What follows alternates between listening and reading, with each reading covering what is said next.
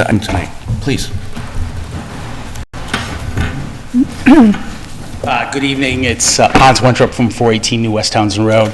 I have to apologize. I just wanted to get an update from the board if they had done anything in regards to the solar bylaw. I know I see it on your ongoing agenda items, and I'm just trying to figure out whether, A, you've looked into it, and B, do you think that those changes that you're looking at will be on the town meeting?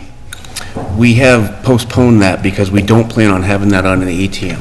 You don't? No, we've got a couple other things that we do have, so we've tried to focus on that. That was brought up at the last meeting and why we're showing it there, and just to, as an impetus to something Sure. like this, not to alarm people that maybe they've missed something. We have not done Okay, very so much at nothing's all. been, nothing, and so do you anticipate taking it up after that, and then?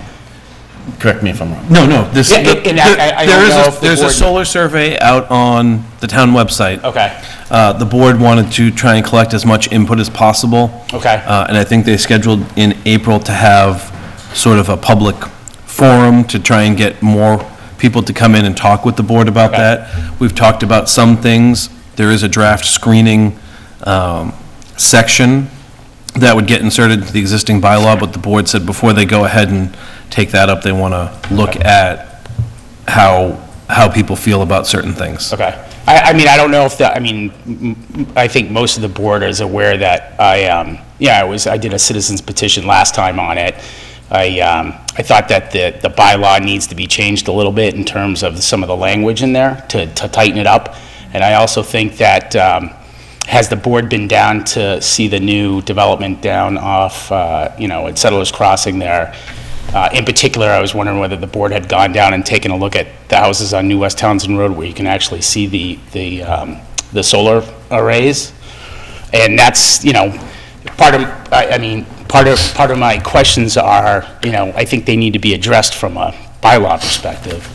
And if this board doesn't do it before the town meeting, I may try to put back on the warrant just to change the language a little bit. In regards to specifically to screening, or? Well, I think, no, because I think that it's just, in regards to one of the bylaws, I think the property value, it's missing the paragraph, it's missing some verbiage that probably would have prevented, fellow citizens from taking a look at, in their backyard now seeing solar panels. And, So I would encourage you, we have looked at it, we specifically focused on the screening aspect, and as Yeah. Adam said, we have a survey out. But if you have suggested language, I would encourage you to submit it so that we can look at incorporating it in the revisions. sure, We are looking for citizen input, and as Adam said, our plan was to have a public hearing in April and really just get feedback from people on what needs to change in the bylaw. So it hasn't been set aside by any stretch of the imagination. We just don't. yeah, I understand. I just think that, as more progress come on board, I think it's important that the board take a look at the language, and specifically, I'll give you a quick synopsis. One, I think that the board wrote the bylaws and regulations, and I really think it belongs to the zoning board to permit it. And secondly, I think that there's some language in there respectfully to property values that I think are very cogent to the article and the next project or projects that may be coming down the pike, So that's my main concern. I think it's just adhering to the bylaws and the intent of the bylaws. So I'm certainly happy to participate when you come up in April, but I think it's something that the board should think about, and I know obviously you're working on it. I just wanted to get an update, because quite honestly, I haven't been paying attention to it. So I thank you for the update. Yeah, Adam, is it possible to supply a draft copy of what we've been working on? Is that I public mean, information? we've talked about it in a meeting, I Yeah. Yeah, I can send you a I'm copy happy of to- the I'm screening happy to put a letter language. together, because just the verbiage that I put on the town warrant Yeah, is that would be sufficient. I great. mean, it's only, there's only a couple things that I think need to be tweaked, but I think they're important. So- Yeah, that would be great, and I think that Adam would be happy to provide you a copy of what we've been looking at as well. Yeah, fine. Okay, perfect. Thank you very much for your help. Thank you. Any further public comment? Okay, seeing none. I'm going to mix it up a little bit. We've got 496 Mass Ave, and I don't believe they're here. They're not here. So we'll go to 1325 Mass Ave, a continuance of the public hearing. There's a waiver request from site plan approval. Is the waiver request part of the public hearing, or are they separate? They're separate. The public hearing is noticed and advertised for the stormwater special permit. And The they're- site plan approval would be separate from that. So rather than reopening the public hearing? Correct. Should we announce that it's been? Well, their request was to continue the public hearing. So should we open it to continue it? No. No. You can continue it without opening it. Okay, so the Oh. app, Are you sure? I think that we've continued it to a date certain. Yes, you I think continue you to have this to- date certain, and you can, they've requested to continue further. Okay. So I think by- that we by have to pro- open it and continue it, don't Well, we? by product of their request, you can't take, what you could take testimony, it wouldn't be good form. You would just say they've asked to continue it. I don't think there's a date certain in the letter. I thought it said March 9th, didn't it? I thought it said March 9th. Oh, you're correct. So what you would do is move to continue it to March 9th, which is another date certain. so for the public that's come for that meeting, the applicant has requested to continue to March 9th. And I would take a motion to accept that. I would make a motion to continue to March 9th per the applicant's request for 1325 Mass Ave. Second? Any further discussion? All in favor? Aye. Aye. Aye. Excellent. Okay, so now we're looking at a waiver request from site plan approval. Just a clarification, you did say 6:35, correct? Yes. Yes. I didn't, but I will add that. Please? Good evening. Attorney Bowen, 1686 Mass Ave, here for the applicant, Mr. Proctor. I believe you have a letter that was provided earlier today from the engineers with this request, so I'm not going to read the whole letter, but I think there are two bases for this waiver request. One is, it's not clear to me that presently the site plan review is even required. There's a discrepancy between state law and our local bylaw in regard to what constitutes a use, but the applicant at this point is unable to obtain a permit from the state for a new driveway on the highway because, according to the state, the proposed earth removal does not constitute a use, and they won't entertain that unless and until the applicant has an actual new use to propose for the property. So, A, we think there's a question of whether this is really a use or not.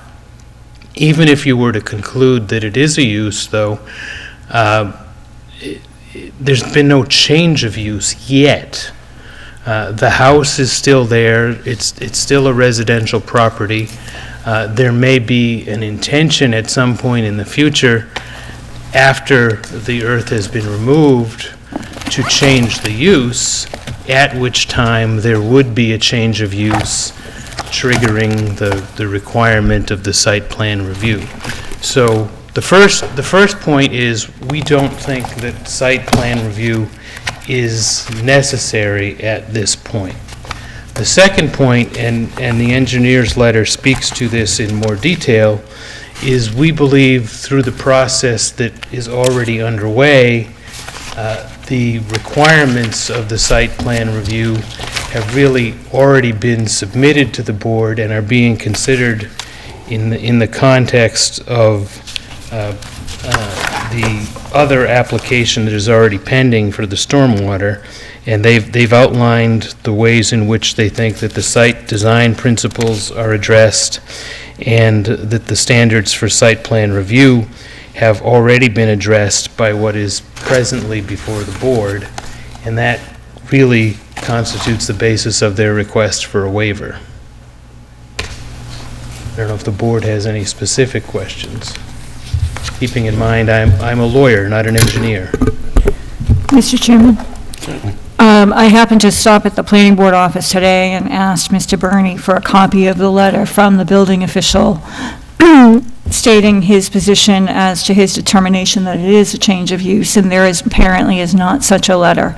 And we have a letter from the applicant as to, or his engineer, as to their position on why does not constitute a change of use. However, I would like to hear from the building official as to the reasoning behind his determination. So I would request that we continue this until such time as we get a written correspondence from the building official as to his decision and the rationale behind it.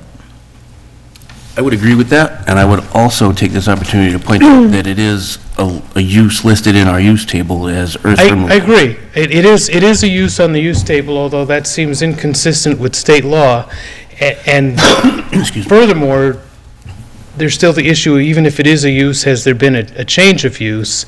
But I don't want to get us bogged down in that, and I appreciate the desire to get the building officials' input into this, but I don't think it's necessary for you to have that input and to even agree with me that there's no change of use to consider the waiver on these other bases. That is, that we believe the information is already presented to the board and is already being addressed in the stormwater process.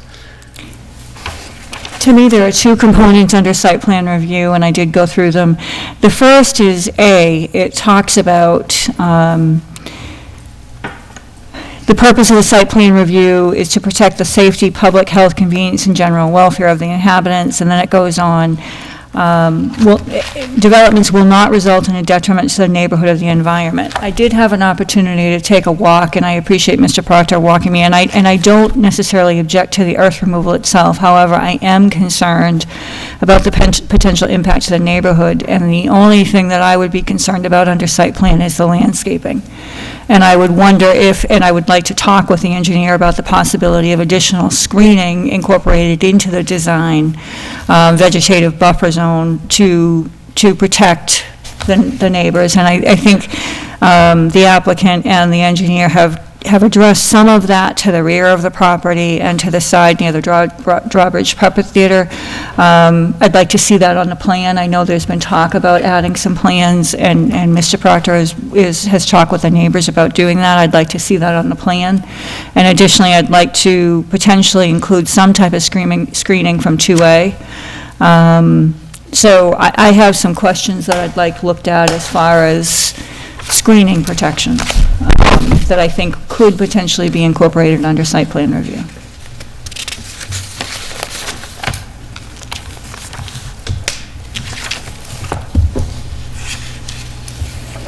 Okay. So, we didn't get a consensus from the board if we want to hold off until we get the letter from the building official? Do we want to act on the waiver tonight? That's the question. Right, Is I that- think that's a valid point, that we don't have the input from the building official, which I think would be a key factor. How does the rest of the board feel about that? I think Marissa said she agrees. Yeah, I don't think agree, you can sorry. do- Could do it louder. I think it makes sense. Okay. You mentioned there were some things you'd like to see. Do you want to list those for the applicants? Yeah, and actually, I think I talked with Mr. Proctor today when I visited the site, and he indicated there is a plan to plant along the side next to the Drawbridge Puppet Theater. I just would like to see that on the plan. And I think leaving the trees in the back, I'd like to see that on the plan. And I wonder, and I'd like the opportunity for the engineer to potentially address, is after the driveway coming up, is there a way to incorporate some type of vegetative buffer just to screen it somewhat from 2A and also from the neighbor off towards Townsend Harbor Road? So I just would like to get feedback from the engineer as to whether or not that's possible. If I might, Mr. Chairman, and I don't have all of the engineering in front of me, but the bullet point in the letter suggests that perimeter screening is addressed in what is already in front of you, or am I not reading that correctly? All I'm seeing is the existing vegetation that's on the plan.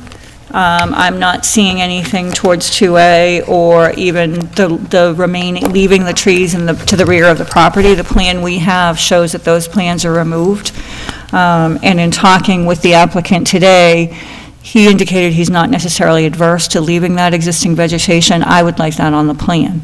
And I appreciate that, but I'm wondering out loud whether that can be accomplished in the ongoing stormwater review as opposed to making the applicant go through an additional application for site plan review. The problem is, I don't know that the vegetation applies to stormwater. Yeah. Stormwater is strictly stormwater.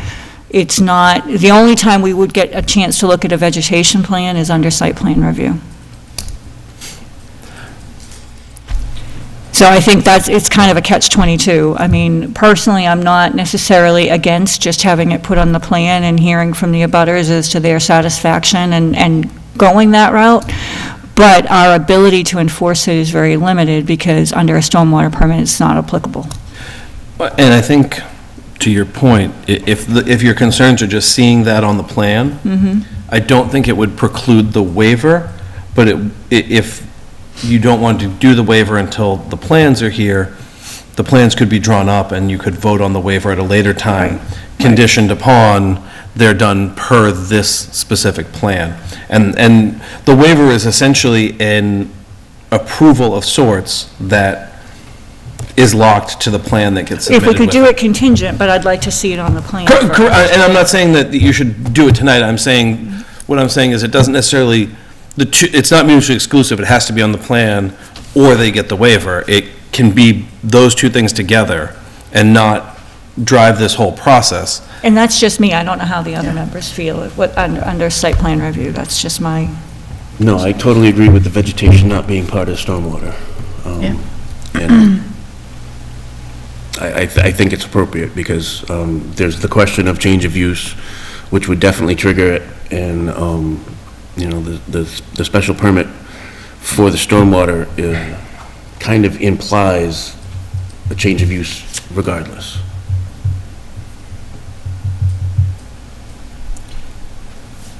I don't, well, okay.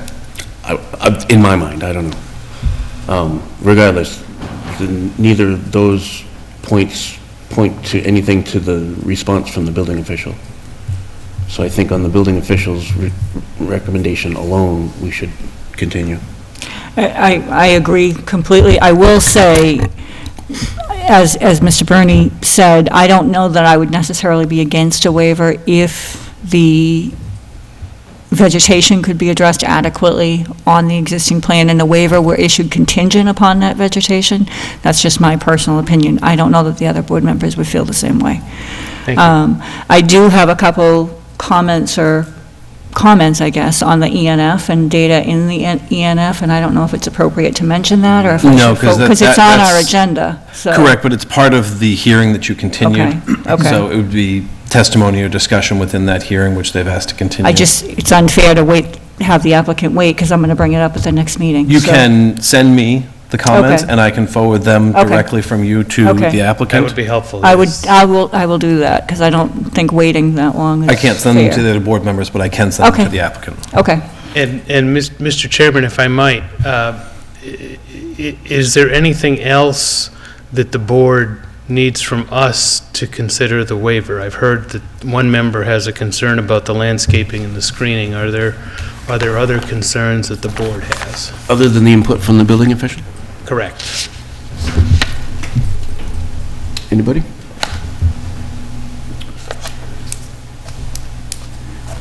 I don't know, I think the biggest challenge with this particular project is we've heard from a lot of the abutters and they have a lot of concerns, and so for me personally, I feel like we owe it to the people that are concerned about the project to go through the process. One question that I have about the process, because in reading the site plan approval and going through all of the applicability, it seems that A, which talks about not resulting in detriment to the neighborhood or the environment, the standards that are then enforced under the site plan approval don't take things into account such as dust or noise pollution, or, so that is not applicable under a site plan review. I haven't ever done a site plan review, so I'm confused about what's applicable under a site plan review. It's the permanent shape and status of the site. So it's not necessarily controlling construction other than like construction hours, and obviously noise, dust.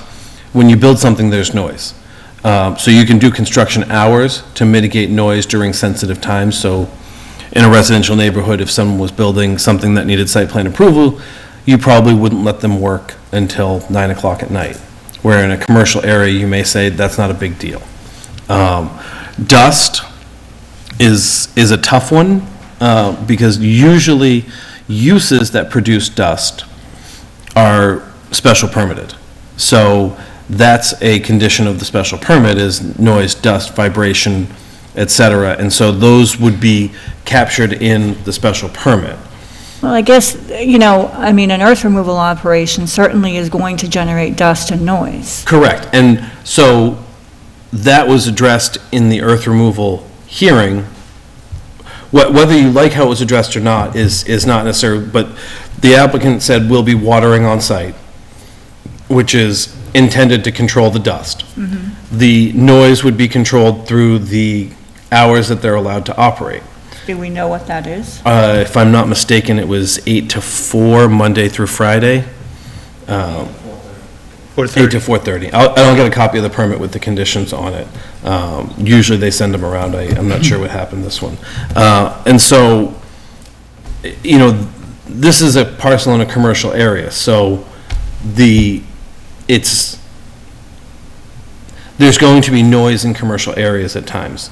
It's similar to, backup alarms, that they're federally mandated. We can't control the level of backup alarms. That's managed by DOT. So site plan is, they're showing you what the final design of the site is, and you're looking at the objective criteria in E as, are these things met in the final design and construction of the site? So, I think you keep saying final, and I guess that's where I keep getting stuck, is because we don't know what the final construction is going to be, but for some period of time, whether it's a year, whether it's 3 years, there's going to be a use. So to say that site plan review doesn't apply for that interim use, I'm not sure that's accurate. well, again, if it's determined that earth removal is a use, Well, it's in our use table, I don't know. correct, and the building official has made a verbal determination that it is, and requires a change of use.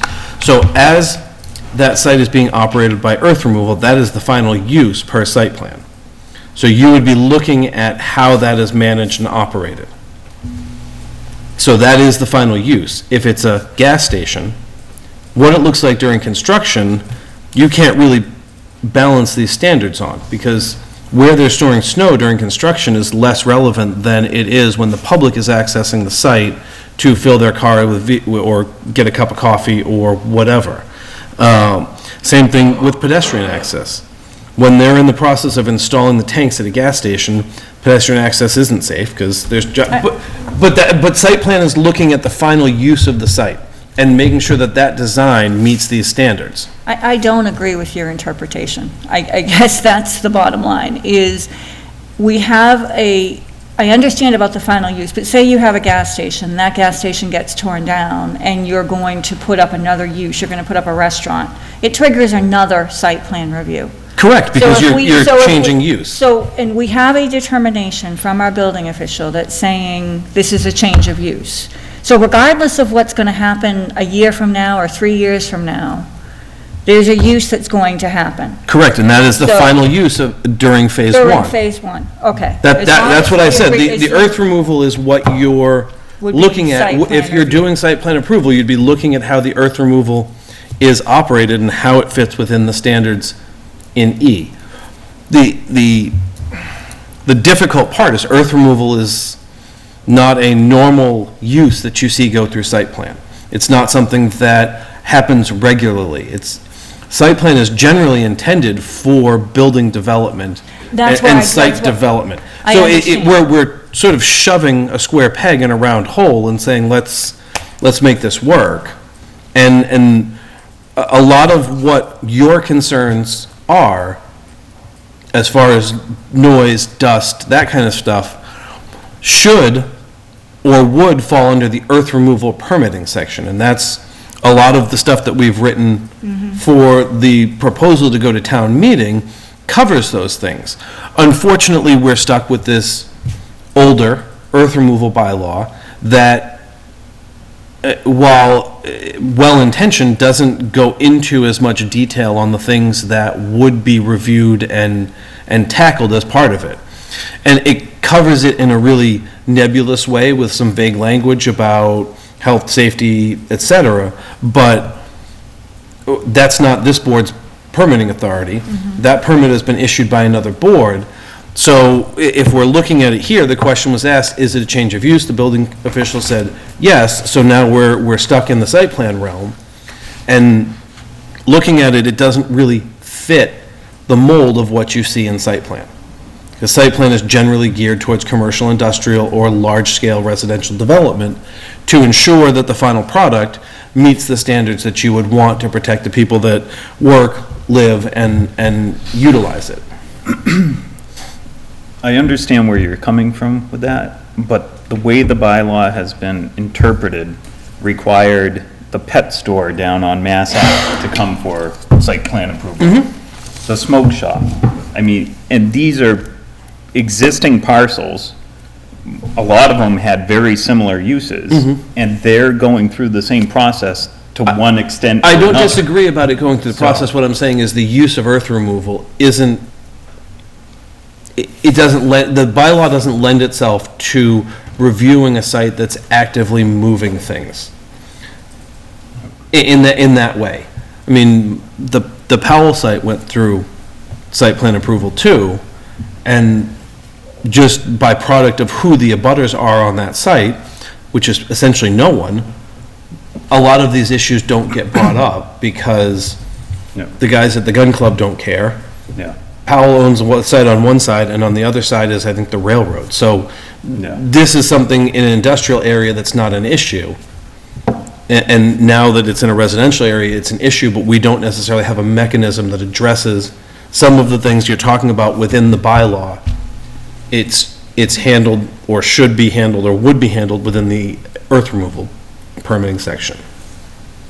That's where I'm trying to figure out where our authority is, because when we talk about things like noise and dust, and can we apply restrictions under, you're right, I don't see them necessarily under E.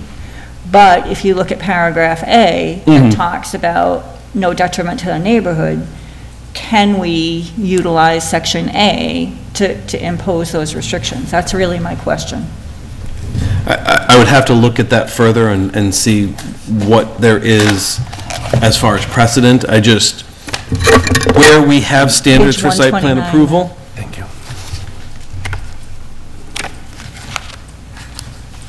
can, 129. and my thought process is, for the applicant's sake, what else would be required to do site plan approval versus what they've already done with stormwater? They've already done all the engineering.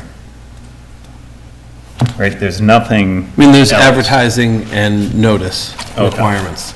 But if we're not in a position where we're gonna act on it until act on the waiver, until we get feedback from the building official, I mean, they're into April at that point. Or they could file, pay the advertising for the 9th. You could make your decision, and if you choose to waive it on the 9th, we could cancel the second ad, and they'd only be out the cost of the original, the notice and the advertising. it just seems to me like timeline-wise, if we kick this one more meeting to the 9th and wait for the building inspector, and then we don't approve a waiver, we've just chewed up another 2 weeks. Correct, essentially. that's correct. So, I mean, I guess that would be a question for the applicant, you know, whether Well, I mean, they could hedge their bets and they could file a full package, and you could choose to waive it, and then, they're out the mailing cost and one advertisement. Or they could say, what's 2 more weeks at But this point? package-wise, they've got everything they need, correct? Yeah, what would they have to file? I can't think of anything else that we're gonna require. No, I don't think so. And I mean, there's no more engineering review because you have the review already for stormwater, which covers all of those things. So it would just be a matter of an advertisement? Is that what I'm hearing? It's a mailing to the abutters within 300 feet and 2 legal advertisements, 7 and 14 days prior to the hearing. Okay.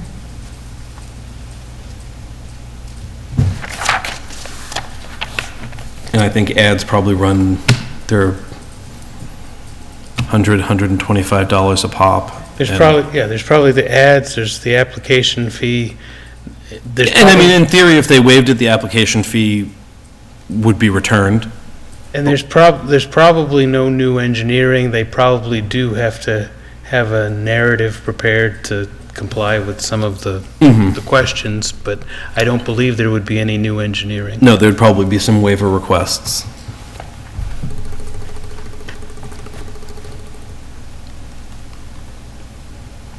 I'm not willing to act on the waiver without the building official's letter. Nor am I. So, I guess it's really up to the applicant whether they want to go ahead with filing the paperwork for site plan approval so they don't lose the 2 weeks, or whether they want to wait for the waiver decision. I think that's an adequate summation.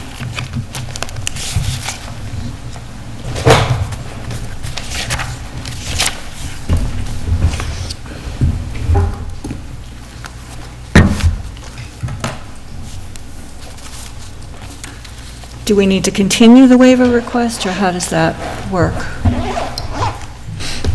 No, you could, I mean, I'll make a note and we'll carry it over. Okay, Thank you. Thank you. thank you.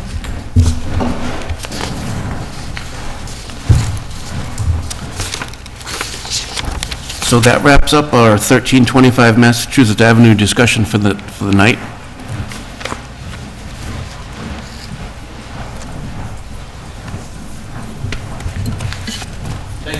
Thank you. Everything's continued to the Correct, Night. 9 March. Thank you.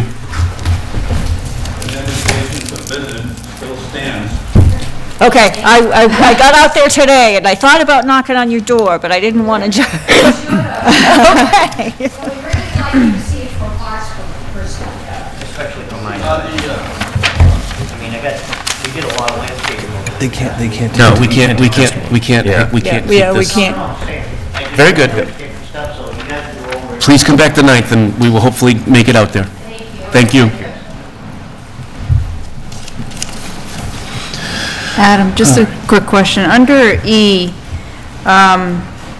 traffic patterns to and from the site entrance and exit, is that only when site's complete? That's not applicable I mean, during with- construction, or? You can condition it during construction, and that's probably the one thing that does get regularly handled during construction is the, I just think of the traffic. I don't know what path the trucks are taking, and, Well, yeah, Yeah. and, yeah, and that's the one, Dan, I don't know if you caught that. no, just, traffic, the proposed path that the trucks would be Yeah, taking and to and that's all from, which I... discussed, that's all discussed with the earth removal, Yeah, okay? Because that's one of the biggest things they want to know, are the streets where the earth removal process is happening. Are they, big enough, strong enough, wide enough to support truck traffic? Where Route 2A is a state road, so it doesn't really get any better than that Yeah. as far as the width of the road and the thickness of the pavement. In other words, if we were coming out onto, Pine Street or something, you might say, well, that, can't support the truck traffic. But that is already addressed through the earth removal permit process. Hours of operation, truck traffic, how many loads per day, all that type of stuff. Unfortunately, that's always one of those Does the general public want the project to be done in 3 months and have 1,000 trucks per day in there, or would they rather have it last 5 years and only have 10 trucks per day in there? I mean, that's kind of like, you know, how high is up? I mean, everybody has a different opinion, what have you, so. You must have read a different Catch-22 book than I did, because it doesn't seem like a Catch-22. It seems like I'm always on the losing end of it. I don't know where your Catch-22 came from. But can I just say one thing about the whole process, though? This is the weird scenario about it, okay? It's a residential area. The gentleman who lived there had horses. There's 2 horse barns there. If someone shows up tomorrow and says, I love this property, I'd love to be able to run my horses around a track. The only place I could build a track is right where we want to remove all that earth so that he has a nice trotter track on a flat surface. So the only way to do that is I'd have to remove all the earth because I have no place on site to lose that material because I can't push it into the wetland. So here's a residential piece of property. The guy just wants to be able to ride his horses around a track on a flat surface. Why does that really change the use? If he removed the earth, he'd need an earth removal permit. No, I So- understand that, but again, that's And a that stormwater whole- permit. Like, you're talking about catch-22s, but I mean, here's a residential area, a guy just wants to be able to ride his horses on a flat surface, not go up and down hills, and I can't even level off my yard by removing the earth. Or I want to have a snowmobile track and I want to go around in circles, or I want my kid to be able to ride a four-wheeler around in a circle in a nice level spot, but I can't really even do it even though I secure an earth removal permit. Right? Well, during the Yeah, I'm earth, not selling it but as, during I'm not the selling earth, it as commercial property, I'm not charging the public to come in, I just want a nice flat yard, so I can have a, you know, game of lawn bowling and maybe some croquet or something, but I can't really do it, because we're calling it a change of use. well, that's why hearing from him is important. We talking about our free will next? Is that next on the agenda? It is. It is, yes. Do you want to do the water district first? Oh, well, in a roundabout way, yeah. We've got a de minimis change for the water district. So are they not coming tonight? No, they're not coming. I told them they didn't need to. Generally, we don't require people who do de minimis changes to come unless the board has extensive questions, but the water district, as you know, is building their new headquarters at 496 Mass Ave. To the rear and the west, the south and the west of the building, there are some large cuts. They were originally permitted as 3-to-1 slopes. On the west side, they'd like to reduce that to a 4-to-1 slope, so they need to take less earth out, and so that it's easier to maintain over time.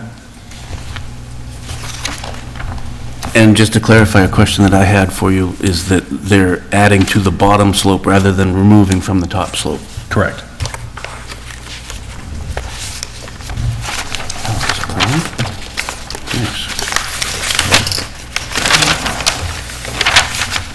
How can they be adding to the bottom of the slope? I believe they had parking and a larger, wider driveway for maneuvering, didn't they?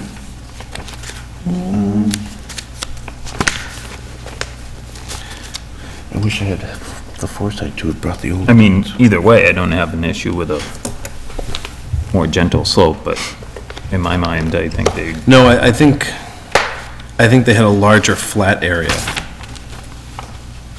For whatever down near reason. the garage. Yeah.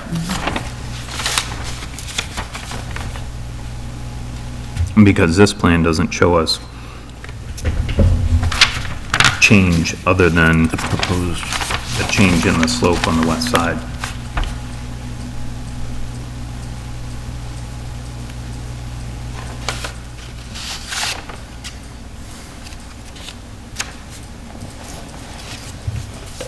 That probably still isn't up on the planning page, right? Probably not.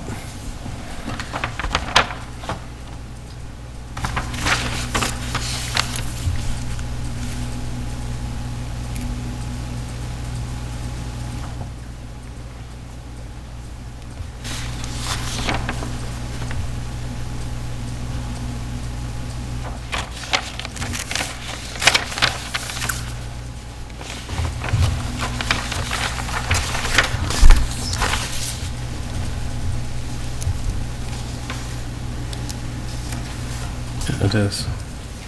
Is it? Not the one that I want.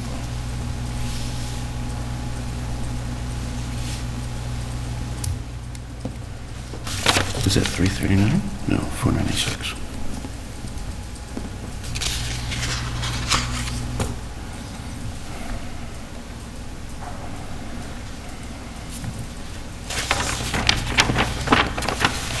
So does anyone have any concerns about the change? I don't have any issues with it.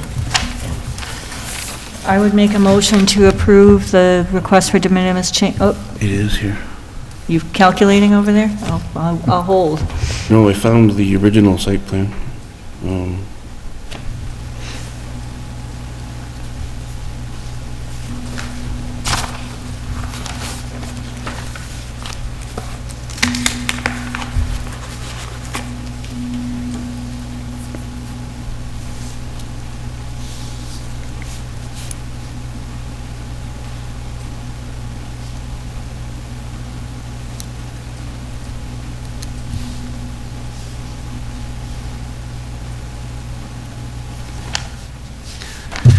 So there it is.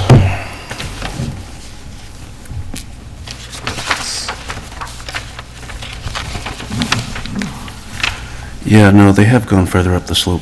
Yeah. They're, yeah. What? So the response that I received was not correct. Who'd you receive a response from? From me? Yeah. I don't think I said that they were going.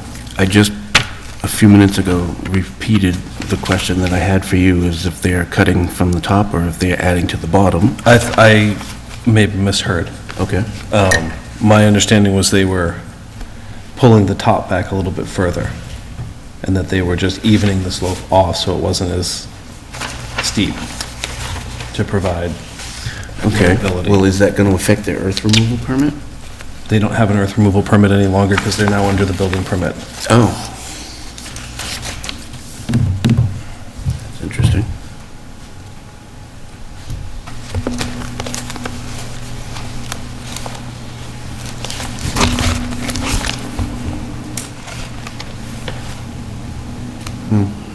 I mean, they're working in the easement area, I don't have any issues with it. I just raised the question because I didn't know if it had any impact on the parking and everything else, but it looks like they just took the top of the hill off, Well, so. what about the existing cart path? They weren't touching it before. That cart path is a power line road, basically. Okay. That's just Power line how the power, well, the easement's much wider, but that's just like the vehicle access that goes up through there, so.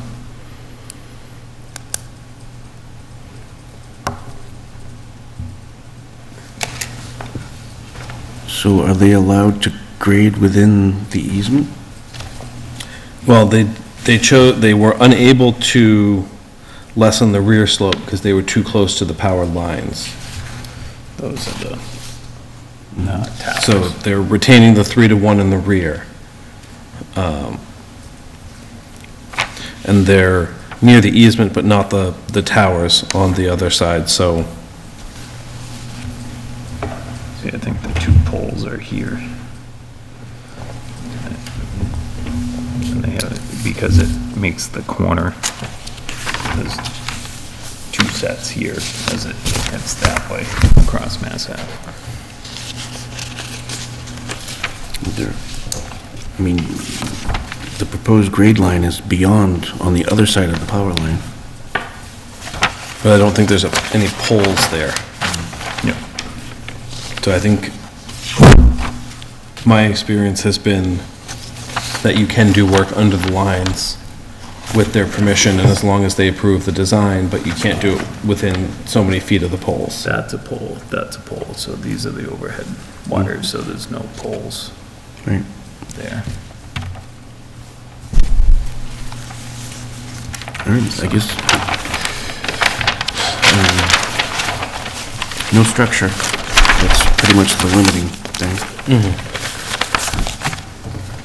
All right. Paula?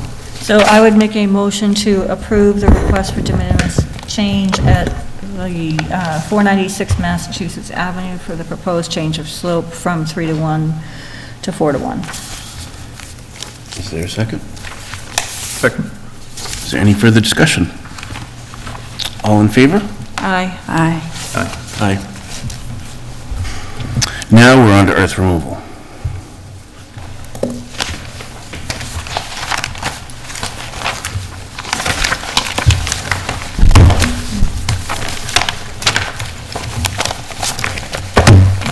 I believe we might have some public comment. First time for everything.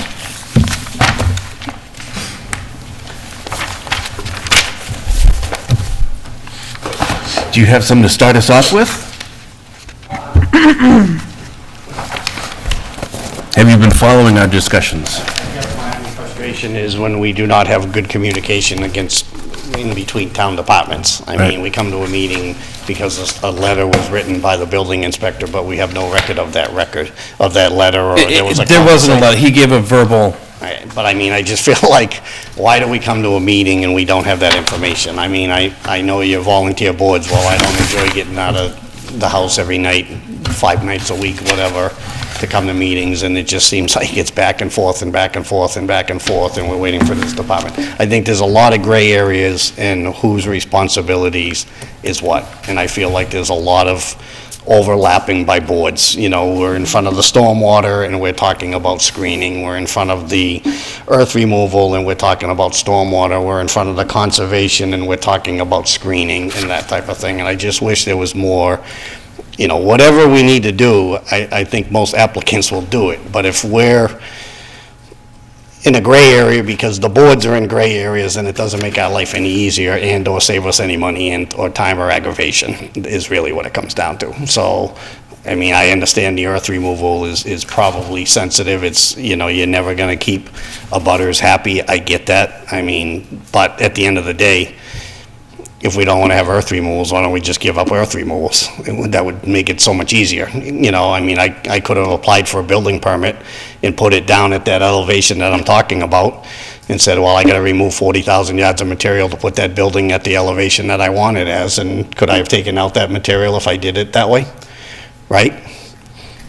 So it's kind of like, why have this process if it's gonna be that difficult? I wouldn't even had to notify abutters or anything. I could have just said, I need to put this garage at this height, and I want to have a nice level driveway, so I need to remove all the earth to put the garage in, and I wouldn't even have done the earth removal process, correct?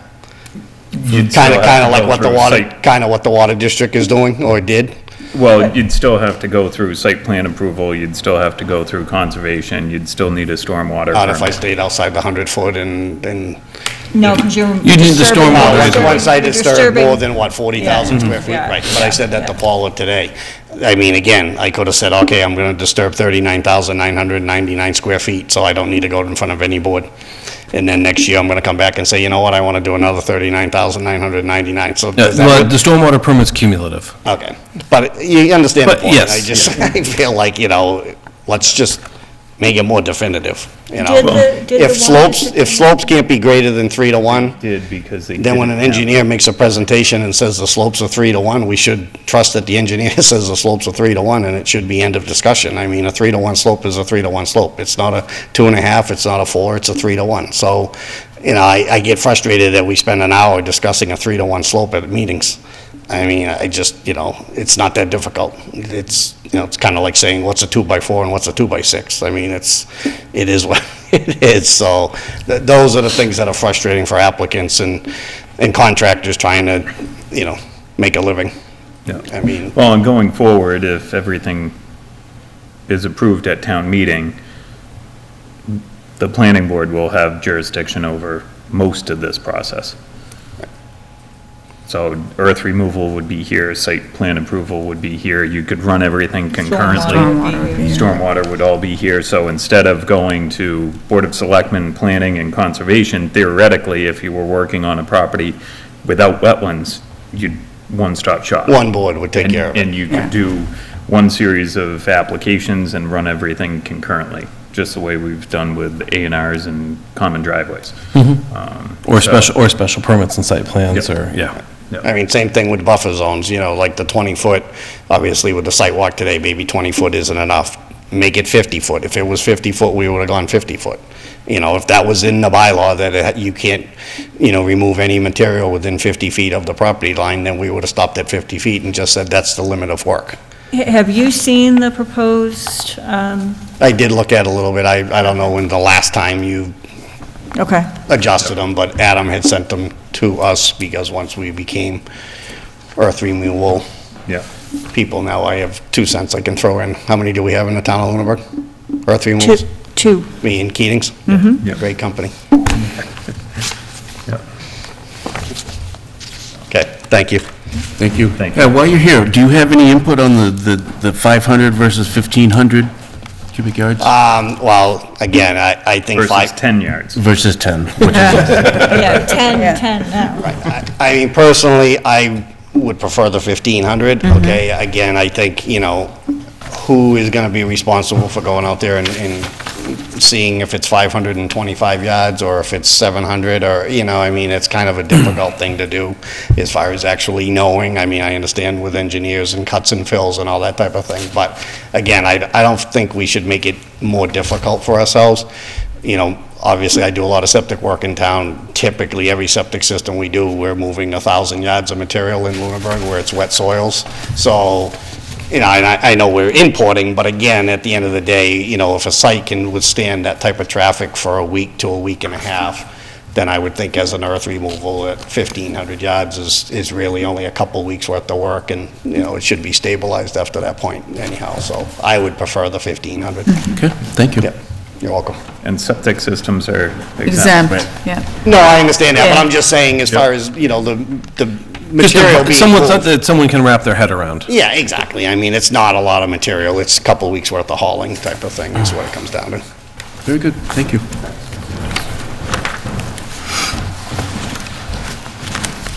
All right, what do you got for us, Adam? So I sent you the revised bylaw, and I think I sent you the PDF that had an error in it.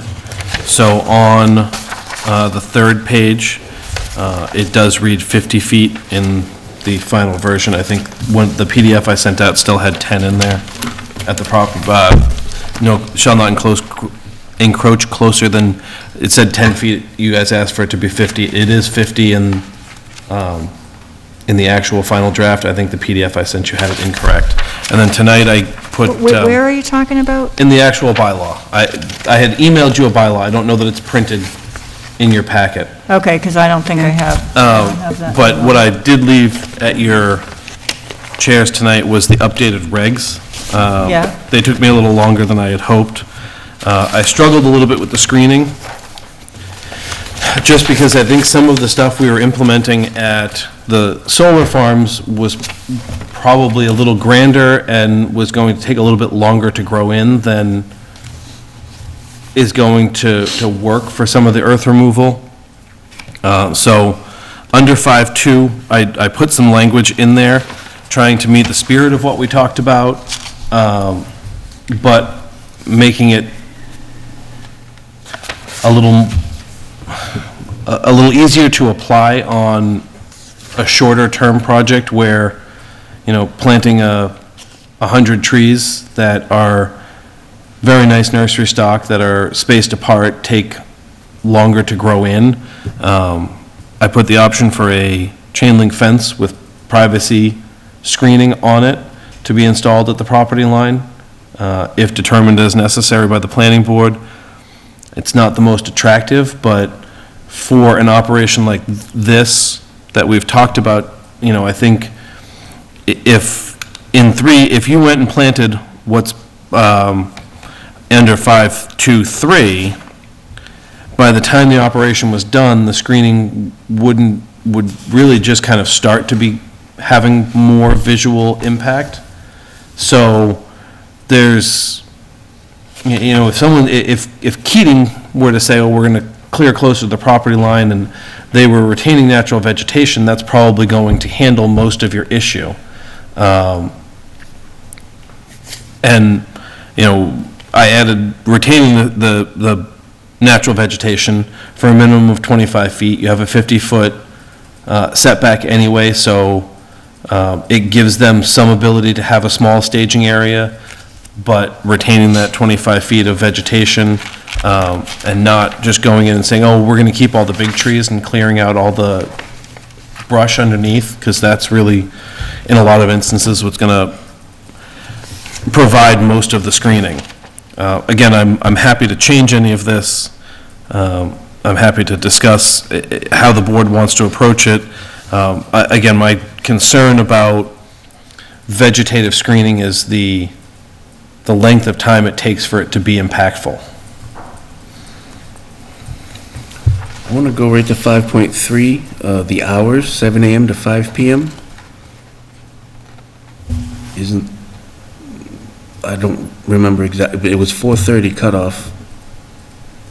We have, well, we only have the bylaw, right? There's the regulations, right? Yep. Yeah, but I think in the Hours are not in the bylaw, if I remember correctly. in the old one? I don't think they're in the old one. I just had it.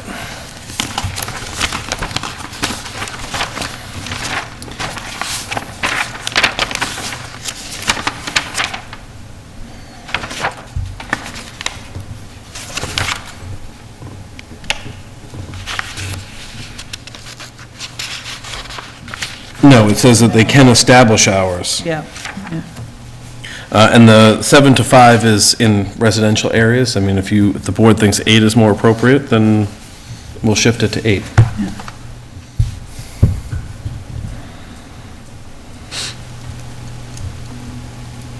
I think for Mass Ave, he just said his was what, 8 to 4:30? 8 to 4:30. That seems a little more appropriate than 7 to 5 in residential. And then it also goes on to say that we can set the hours wherever, in other zones. Correct. But this gives the protection to the residences. That's fine. Yeah. I agree with that. Me too. 8 to 4:30? Yep. Very good. So I'm good with the screening that you provided, Adam. I think it's adequate. I think that requiring minimum of 6 feet in height, and I think the density that you're proposing is good. And again, I want to just be clear that that's if they choose to install that in lieu of... In lieu of a fence. Yeah. Right. Right. I didn't want you to skip 3 and read off the stuff. and this is great, and then adopt them and find out that...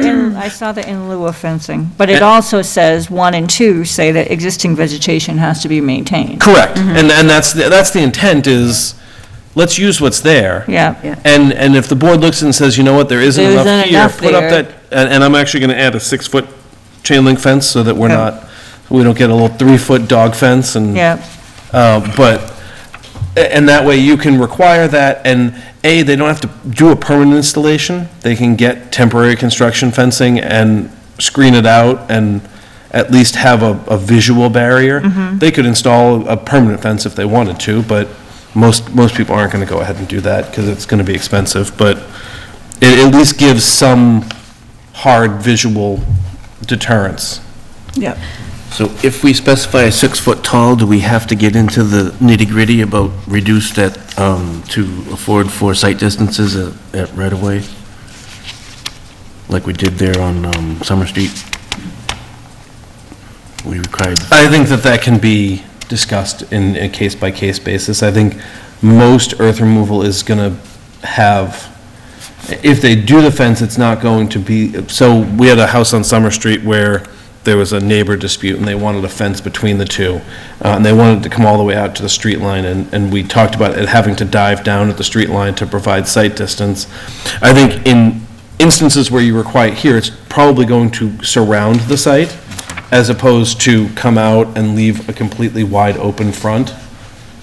So I think you might avoid some of those issues, and it'd probably be back off the street a little bit anyway. You mean parallel with the road? Correct, it'd be parallel with the, and so it'd come to a right angle parallel to the road. Yep. from the sides, as opposed to being just a one-shot perpendicular like we had over on Summer Street. So I'm just looking at 5.21. Low growth, it just says existing vegetation that's being retained must be a minimum of 25 feet in depth, comprised of any combination of low-growth shrubs, plants, evergreen trees, and shade trees. In the case that it's just Just a field, then we say, okay, screening's not adequate, so then what? They just put up the fence? Yeah. Put up the fence. I mean, we can work on how to do that, but I'm concerned about saying, okay, you've got to go get, 112-foot evergreens Oh, and yeah. plant them. Or saying, plant an arborvitae hedge and wait for it to grow in over the next 5 years. No, I'm with you. I think in most cases where it's like a mix of Yeah. trees and shrubs, and then, there's a fence, that's That's gonna- fine. Yeah. It's just, Is I that- don't know if anything's really gonna help if it's just an open field. And then a I think fence. there's always going to be that one exception to the rule Yeah. that we're just going to run headlong into, and we're going to get told, why didn't you think about this when you wrote this? Is that the actual spelling of in lieu? Yes. No, Lou is spelled wrong. LIEU. You spelled it Oh, wrong. yeah. That's why the spell check was red. Oh, probably doesn't check the red text, right? It does. Does it? It's just harder to see the squiggle. Oh, there you go.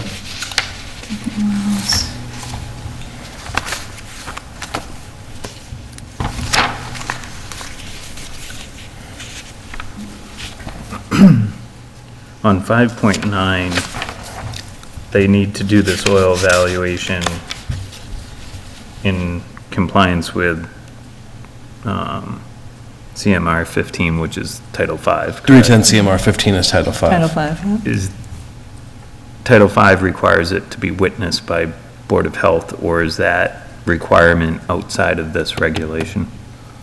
I think for a, For a subsurface sewage disposal system, it has to I be was going to say, if you're going to witnessed. file it It has to be for witnessed by the yeah, Board of for a Health. septic system, it needs to be witnessed, but Right, but the soil evaluation is defined separately from the certification.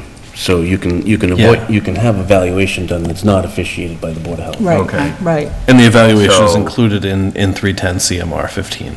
Right.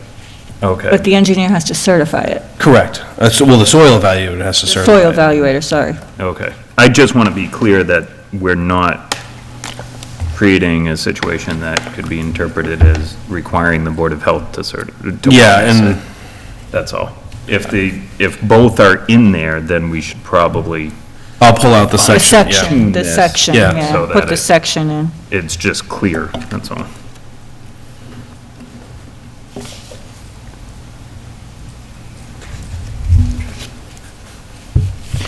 Five 5.11, I think that's really ambiguous to me. Measures shall be taken to ensure that silting and sedimentation of nearby streams is not caused by any temporary or permanent drainage systems on site. I'm sorry, where are we? 5.11, the last sentence. 5.11. Oh, 5, okay. I just don't know that that's really strong enough for me. What measures? I mean, Didn't we already specify an offset from groundwater? Yeah, 6 feet. So accumulation of freestanding water, but this is for nearby streams. So this would be,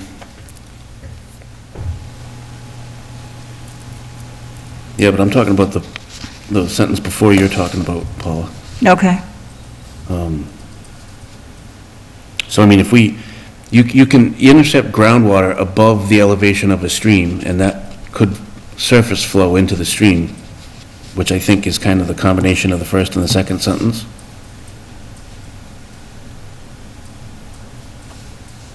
Well, I'm concerned about surface water runoff. Right. So I think permanent drainage shall be provided as needed in accordance with the accepted engineering and conservation practices. Do we, anywhere here, do we talk about reference to the stormwater bylaw? we don't. Should we?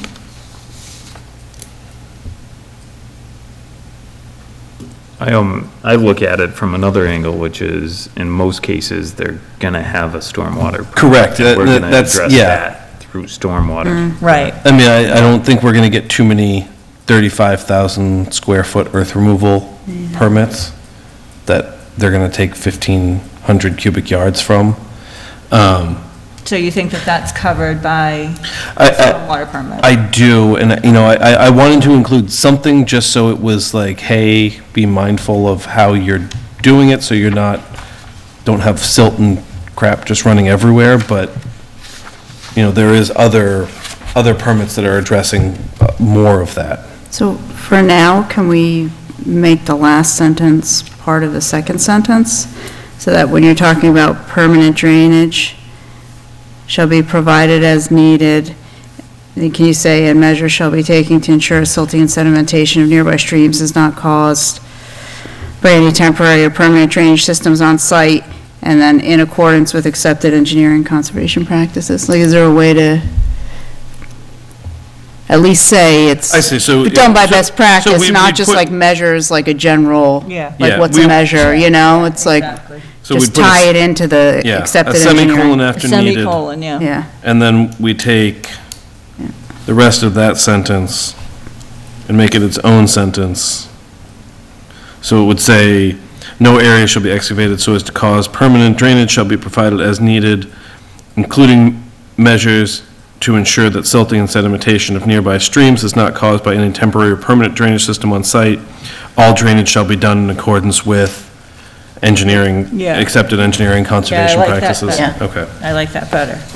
I mean, to go one step further, we could add 5.15 that says, in no instance shall the stormwater regulations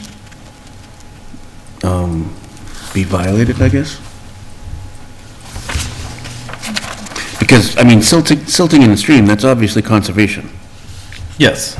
So, I mean, it's over-the-top conservation, because conservation is the resource area, which is the stream, and the stream would have 200 foot, depending if it's perennial or... I was gonna say, if it were deemed to fall into the Rivers Act, yeah. Right. But I mean, even still, it has a 100-foot buffer. So as soon as it gets 100 feet from that stream, it's in the wetlands I mean, it's in the conservation's jurisdiction.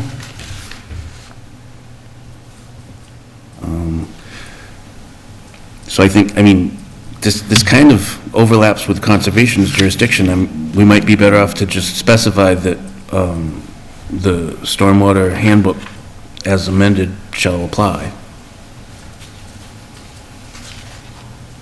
Yeah, but they might not be removing, well, I mean, in a big operation, it's going to trigger. Well, actually, it would, right? Because we're talking about 1,500 square feet of, 1,500 cubic yards. So a stormwater permit is going to be triggered In most cases. in most cases. And, you know, I mean, I think you could excavate an area that will retain water if you're not doing, if you're just digging big holes to make it easy, because, you know, you've got the new guy on the machine, and he's not scraping, he's just doing this because he's like, hey, look how far I can go. I mean, that could theoretically hold some water at some point. Just as a point of reference, 1,500 yards is scraping approximately a foot of material off 39,000 square feet.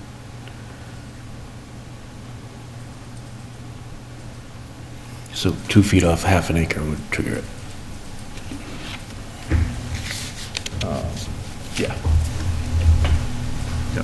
Well, it would trigger earth removal, not stormwater. It's not stormwater. As long as you're just removing the earth.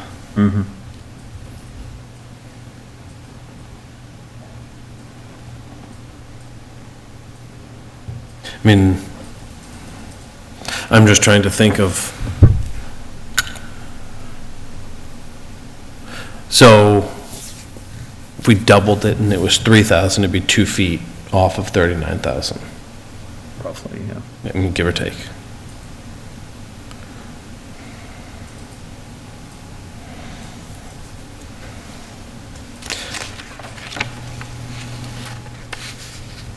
And that's the thing, is it's hard to pin down what we're gonna see for earth removal, because they're so sparse. I mean, Keating's has hundreds of thousands of cubic yards that they want to take out, and Well, I'll tell you something, all the good land has already been used up, so any further development is gonna be on the less good land, and it's gonna be less convenient, and it's gonna require more excavation, it's gonna require more fill, it's gonna require much more than anything that's been done already, because they're not making any more land, and the land that's available is not necessarily extremely suitable for building.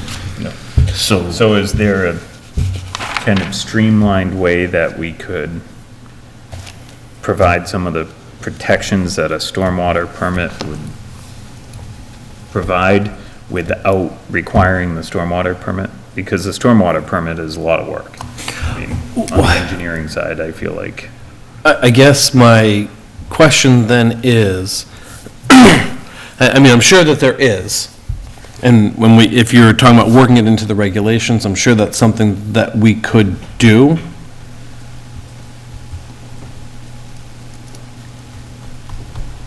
In order to develop land, yes, there's going to be more earthwork. Most of that is going to be in conjunction with approvals of other projects, subdivisions, building permits, that kind of work, correct? So that's not triggering this anyway for much of it.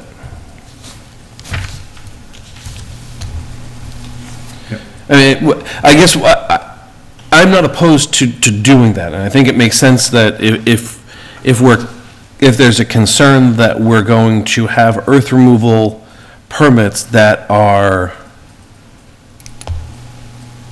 circumnavigating stormwater, intentionally or unintentionally, then, and we want to do that, that's great. I don't want to do it and then find out that all the things that we're concerned about weren't going to have this apply to it anyway. Yep. Well, in an effort to keep it streamlined and straightforward.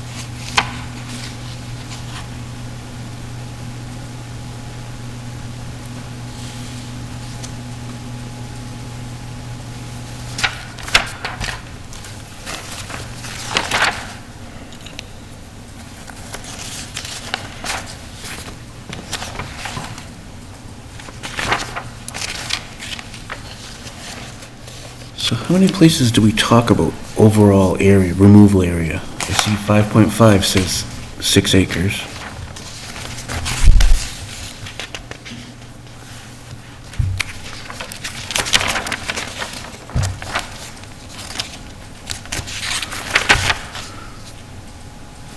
I think we said something about soil testing less than... 5 acres. Right, that's what I thought.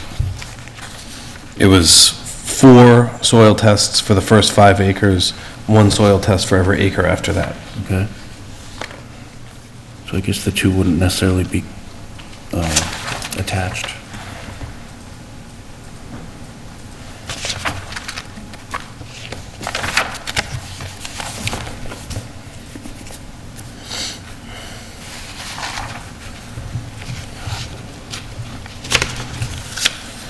I think the 6 open acres is the only, and I think in the bylaw, there's an exemption as long as it's not,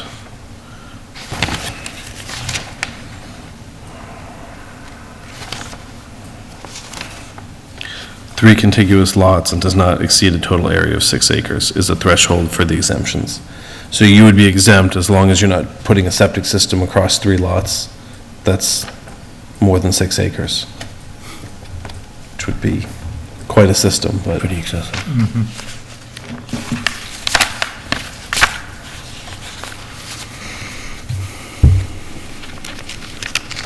Or you can't pull a building permit and do earth removal across 4 lots.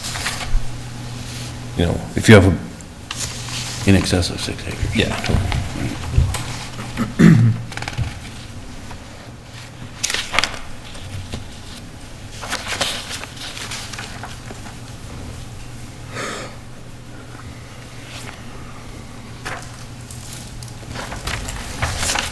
So do you want me to try and work some stormwater standards in here? Do you want to take Matthew's suggestion and make it meet the standards of stormwater management, which the stormwater permit already kind of does, and, Excuse me. you know, outside of 40,000 square feet, I mean, once they hit 40,000, they're doing a SWIP anyway, so that's, you know, they have to do that with EPA and with us. Well, this is still something that we can do after the fact. The bylaw is the thing for. Just with the hearing. town Correct, meeting but I'd like to have this To present. reasonably buttoned up the for the public next hearing. meeting, and I'm not going to say the planning board won't change anything in this, but I want to say, planning board's written their regulations, and they're essentially ready to hold their public hearing, and there's a copy of it out on the table for you all to take Right. if you have I questions, so that think- it's I not, think we need to be at that and, point. you know, I don't think it's disingenuous for you to think about it and come back and say, you know, I really think that stormwater stuff is important, and add it, because I don't know that that changes the heart of the regulations, but I'd like us to have an idea of where we want to be with it. We had talked about a March 9th hearing. Is that still our plan? It is. Yeah. And I sent that over to the scroll at the end of the day today. I didn't want it to be up for too long because people start to ignore stuff after a while. Now, how does that process work? I mean, we're not even the permit granting authority yet, and we're gonna hold a public hearing on regulations for something? No, you're going to hold a hearing on your bylaw. On the bylaw. That you're proposing, and it's not a hearing, it's a public discussion. Because you're not required to have a public hearing, and I'd rather not call it a public hearing, just to avoid the Misinformation. weight of what a public hearing comes with. But it's, I mean, you're doing essentially the public hearing process. You're presenting what you have, what we have, what the changes are, what you want, and you're looking for people to make comment on it.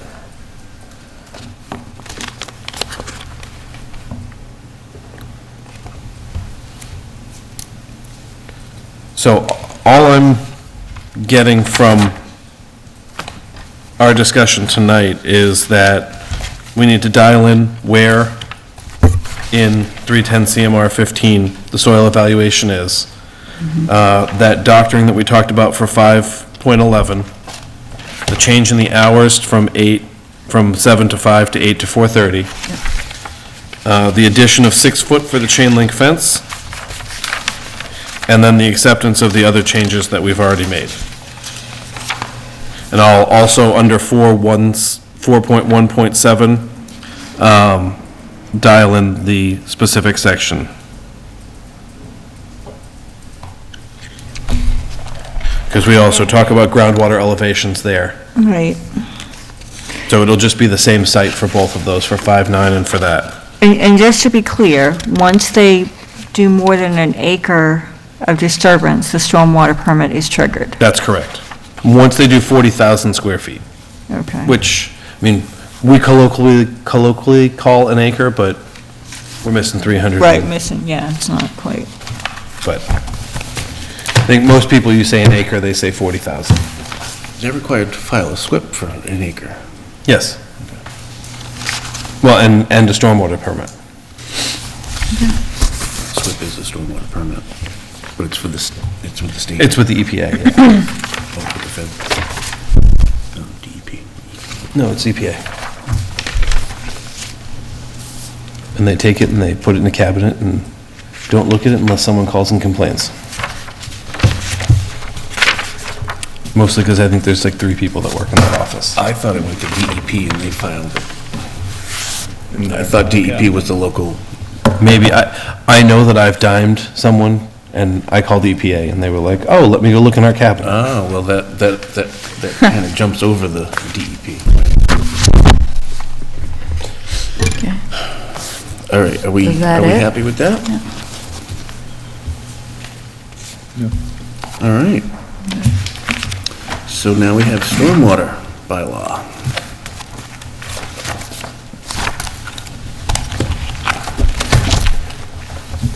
So Paula was kind enough to type out her notes. I didn't have a chance to read through them, but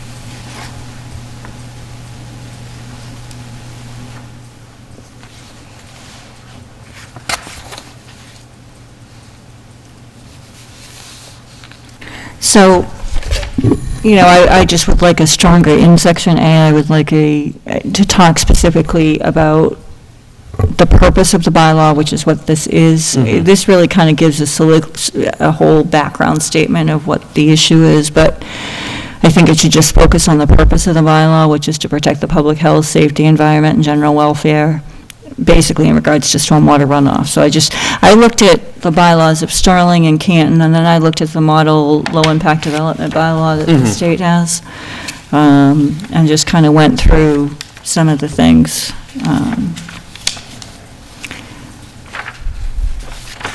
While I don't disagree with the verbiage in A in number 1, I don't think it really focuses on the purpose.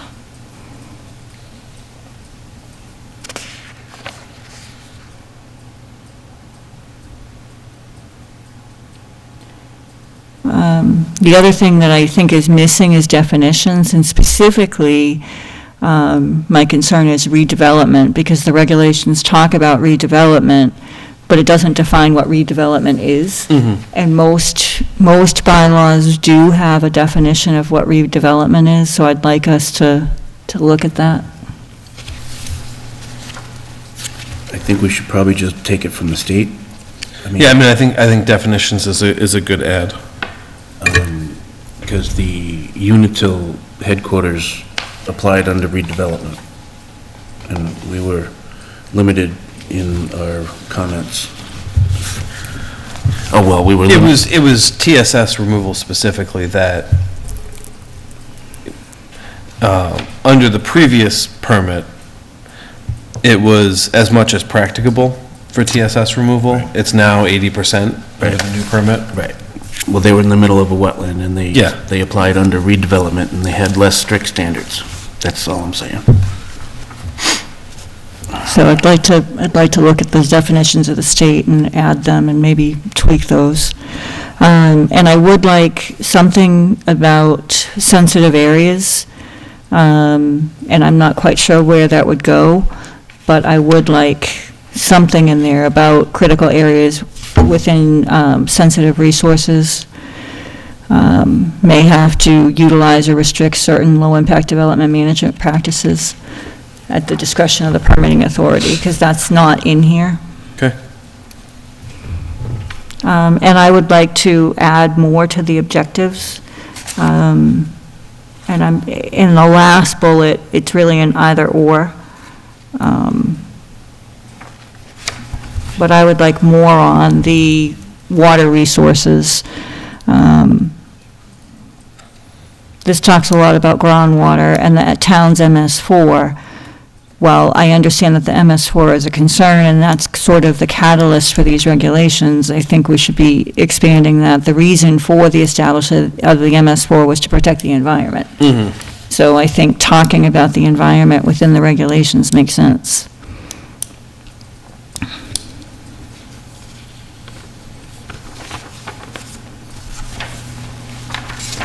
And I don't know how you want to handle this, Matt, if you guys want to just read, because you guys haven't had a chance to read it, and of course, me being me, I'm very verbose. So, I was going to mention that I'd like an opportunity to compare. I'm still trying to figure out what sentence you're trying to replace with A, and you've gone on to Okay, so section A. But that's all right, Paula. You know, Not a problem, I just. I Yeah, so wanna section be able A, to where take- where it talks about the second sentence, increased and contaminated stormwater runoff associated with developed land uses, basically starting there, that's a really long sentence, it's basically a paragraph. And ends with flooding, it ends with flooding on 5 lines down, I think. Yeah, Flooding, yeah. so that sentence, while I agree with it, really is just kind of it doesn't add a whole lot to the regulation.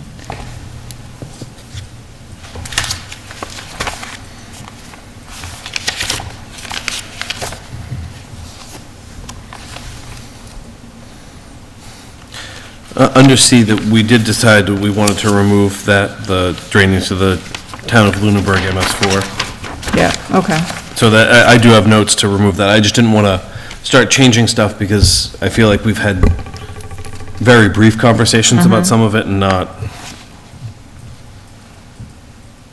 And I'm not sure why we're exempting work activities of municipal agents. I know that we have to exempt some federal and state, but I'm not sure why we're exempting ourselves from the regulations.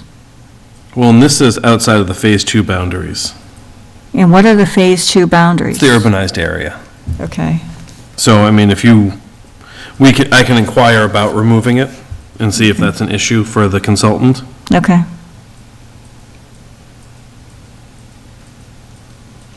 And then I like what both Canton and Sterling have. It's more restrictive. You know, it says specifically, this bylaw shall be applicable to all new development and redevelopment, including but not limited to site plan applications, subdivision applications, grading applications, land use conversion applications. Now, you guys can read it, but that's also in the low-impact development. But we don't have grading or land use conversion applications. Okay. Right, so you could take So, that. yeah, but it would- I it just would- yeah, it would copied, just- I yeah. just No, that's fine. copied right from theirs, but I would like it to be a little bit more restrictive. And we don't exempt emergency repairs. I think we need to exempt emergency repairs.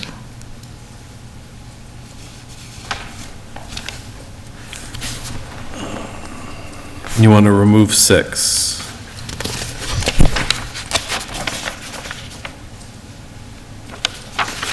Where am I? 6, under exemptions. C6.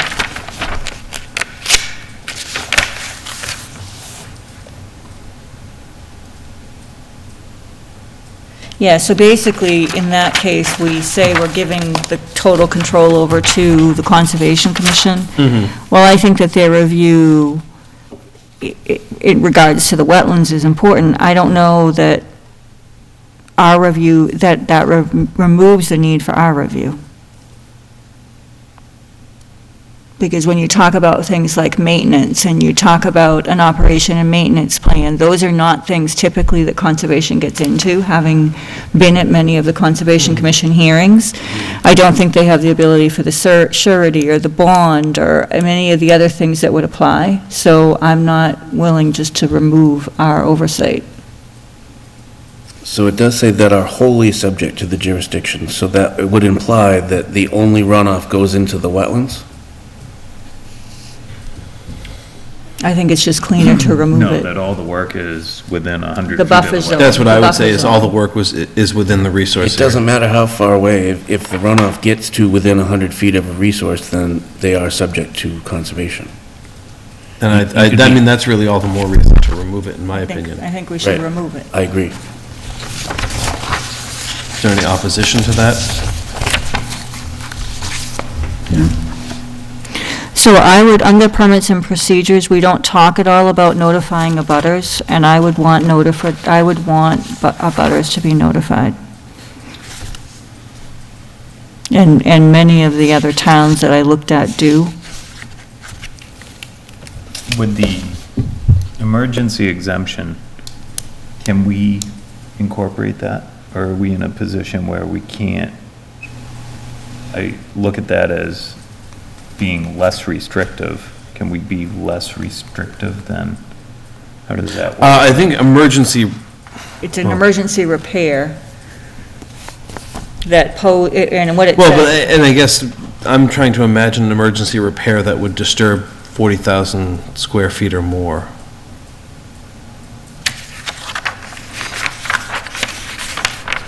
I mean, I'm not opposed to it. Usually the emergency repair stuff, it isn't being less restrictive because it's a specific thing. I mean, because there's a lot of things that emergencies are exempted from.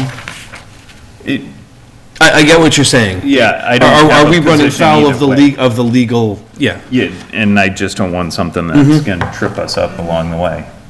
Because typically, we can be more restrictive than the state or federal standard. Correct, but we can't be less less. restrictive, yeah. And so I just wanna, Yep. But again, I try and think of an emergency repair where, and that would trigger that. that doing What 40,000 about square feet. cumulative emergency repairs?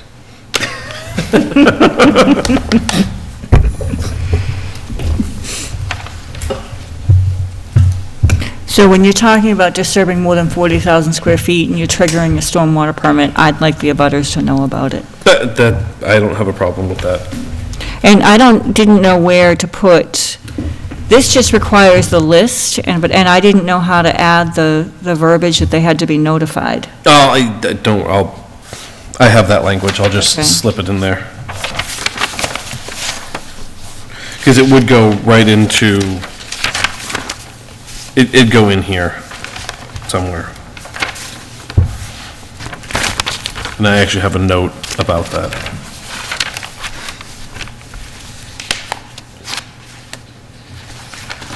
So we skip down to E. All of these fees don't exist. Does the board have any thoughts on those fees? You mean fee, did you say fees? That's still Fees. D, that's right? Correct, D5. Okay, D5, okay. I just. which is why I bring it up now before I let you get into E. Yeah. I mean, where did you pull those numbers from? Those were recommended by the consultant. Okay.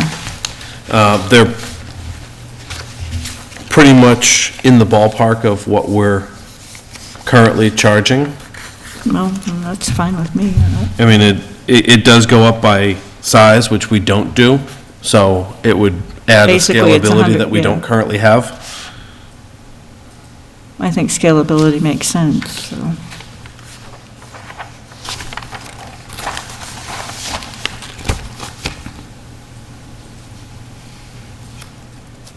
I'm fine with the fees. I don't know if anyone else says so. I mean, they're not really onerous from a, No.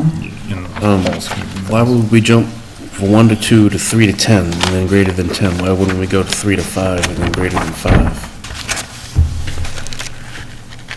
Just because, Yeah, that makes sense. 3 to 5 and then 5 to 10. and then have another project greater than 10? Yeah. Yeah, I think that makes sense. Or like Shannon said, 5 or more. 6 or more. or we could just say $100 per acre, maximum 10.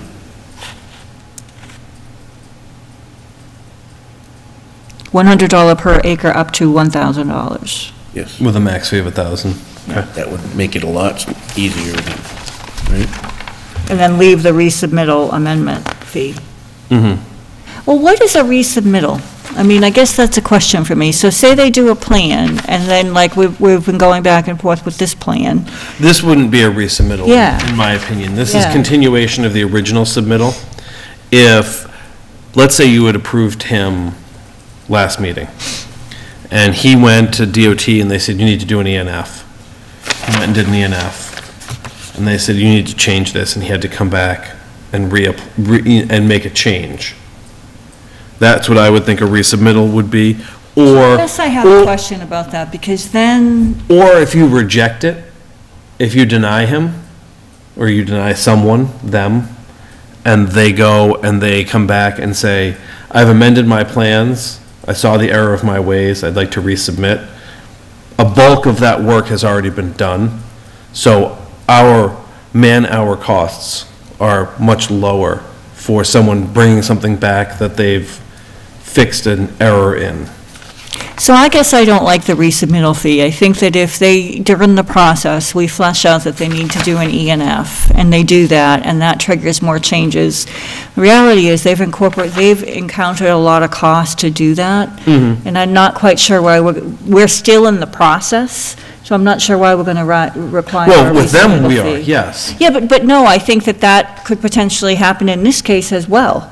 I think what Adam's point is that we make a decision You, and then yeah, they Yeah. reapply. you've issued an Either approval. Or approve reject deny. it, So- they make a change and then want to reapply, so they don't have to pay the The full whole fee fee. The whole again. fee. It's a So I reduced think fee. that resubmittal has to be in the definitions. And is there a time frame? So if they Yeah, I submit mean, a permit and I we would, reject it, I and would then say they come within back 12, I three would say within later. 12 months of, So I think we got to put that in. We and gotta I mean, clear that. we could also just call it amendment and charge an amendment fee. I don't want to charge an amendment fee. I guess that's my point. But there is, the Oh, town, you mean if there's an amendment out in the field and then they have to come back? or- any of it. I mean, if they decide they change the project, no, if they have an amendment in the field, I would call that, if they have an amendment in the field because of something they encounter when they're doing work, that's not an amendment. If they come, it is, but that's not what I think this is for. This is for, oh, I know you guys approved this, but I've decided to do this other thing, and I want to amend my stormwater permit to include this other thing. There's staff hours that go into processing that, placing the ads, notifying abutters. I just think we have to be clear about that. I just think we have to clearly define what is an amendment and what is a resubmittal, because, for example, say this, a plan comes back, doesn't have vegetation for the abutters, and we say, we want you to come back and put in this vegetative buffer or whatever. Is that an amendment, or is that a resubmittal, or is that just the process? Have you, all the amendments and resubmittals is post-approval issuance. Okay. So during the process, Okay, during okay, the okay, original all right. application, before you've given any final decision, you're just part of, that's all the original application. that's So fine. for That's fine. 1325, we're still in the original I application. just didn't want to make them pay another $100. No, every time no, we no, submit a no, plan. no, That would be nuts. that's not at all what I'm Okay. talking about. I'm talking Okay. about, you have a finalized decision that's signed by the board. You've walked away and you've now decided, well, Wendy's isn't gonna come here. I'm gonna go and, put in a pet wash, and that means I have to do this other type of thing where I need to amend my plans. And so they're resubmitting a new package of information. So, getting back to the fee structure in general, I mean, we start off saying that it is authorized to retain, because, these fees are because we're authorized to retain a professional engineer. And then F is fees for professional peer review. I thought that's what, The PGA is authorized to retain a registered professional engineer or other professional consultant who advise the PGA on all aspects of these plans. Applicants must pay the following, Well, that isn't for the... No, for that the isn't. registered professional engineer, and that certainly makes it appear that that's for the registered professional well, then engineer. we'll just take that out. And that because won't go that's- very far. No, it will not. So we would get 47 minutes of work Yeah, for exactly. a single family. Yeah, that would be problematic. so these are Jeff application. works quick, but not that quick. So these are application These are the fees. application fees. Okay. So the ability to retain the registered professional engineer is somewhere else in our bylaws, correct? It's in this bylaw, Where is it? isn't it? No, Should be. I didn't see it. Okay, then I'll add it in there. Also, this is based on 40,000, not 43560? Correct. So then we have to change the 1 to 2 acres to multiples of 40,000. Where are you in that? I'm still on I'll 5. I'll define acre as 40,000 square feet. Are you sure you want to do that? For the purposes of this For the bylaw. purpose of okay. For the stormwater bylaw? Yes. Only, okay. Following terms shall mean these these things for the purposes of this Well, bylaw. comes back to the comes back to the hate when definitions, they do comes that. back to the Well, definitions. but Yep. It's a That's- builder's acre. Right. that's, no, well, and that's what I mean. I mean, everybody comes in, what's your zoning? It's 1 acre zoning. Oh, great, 40,000. I mean, I understand 43,560 is a real acre, but no one, 10 square rods.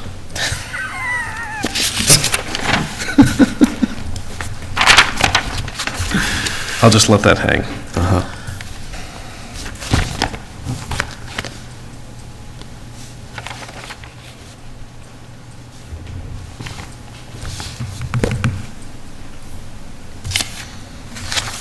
Okay.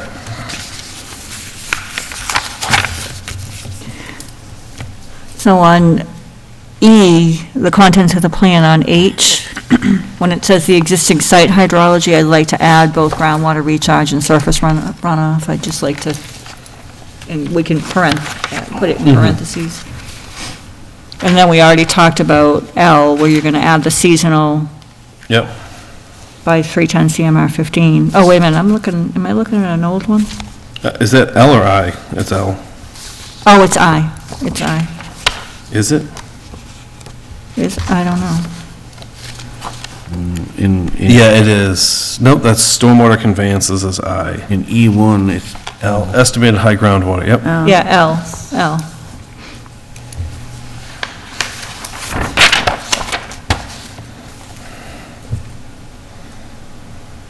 So, and I'd like to add more things that they have to add to the plan, and there's a whole list of them.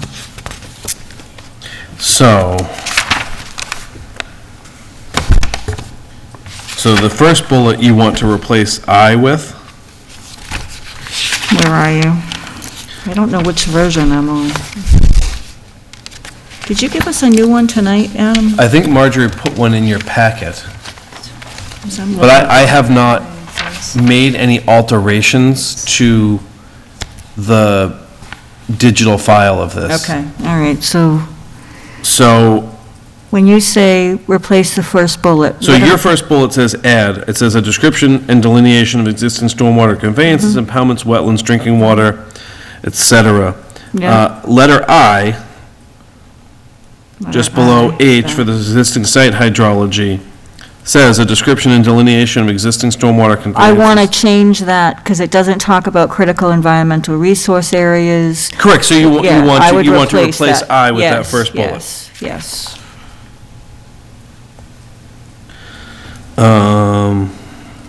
And I didn't see anything that talks about the 100-year floodplain, if applicable. I'd want to see that on a plan, if it was applicable. Okay, Yeah, that's, K, I think. Is it in there? Oh, yep, it is. Yep. Okay.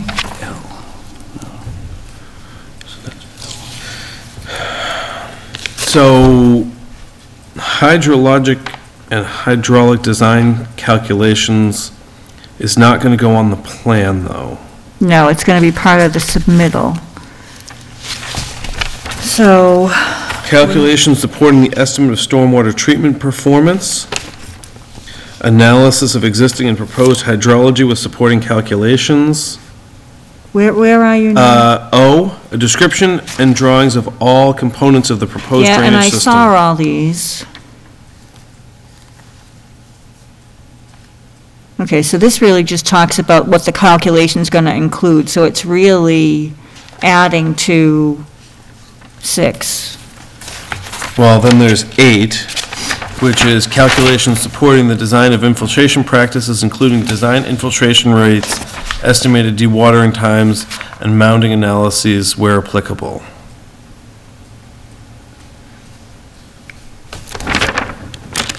Are we just regurgitating stormwater regulations? Pretty much. That's what this bylaw does.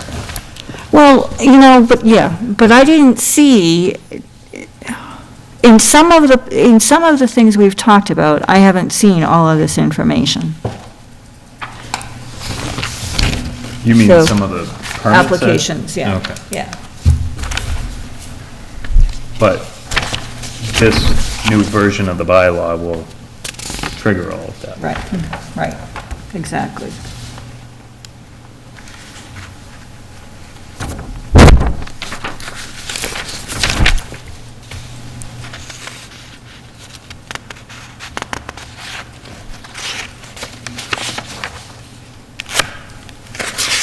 So we can look at them and, you know, just, but those are what I pulled out from other Okay.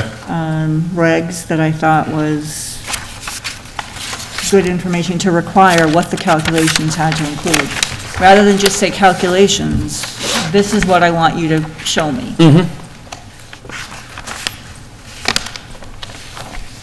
And I would like to see the soil logs from, and typically that's on the plan, Yeah, and a lot of times it's in the drainage the calc. drainage calcs, yeah. It's in the drainage calcs. The logs themselves should be on the plan. Yes. But it's also included in the calcs. Usually by incorporation of the plan. So I don't know that we need that last bullet.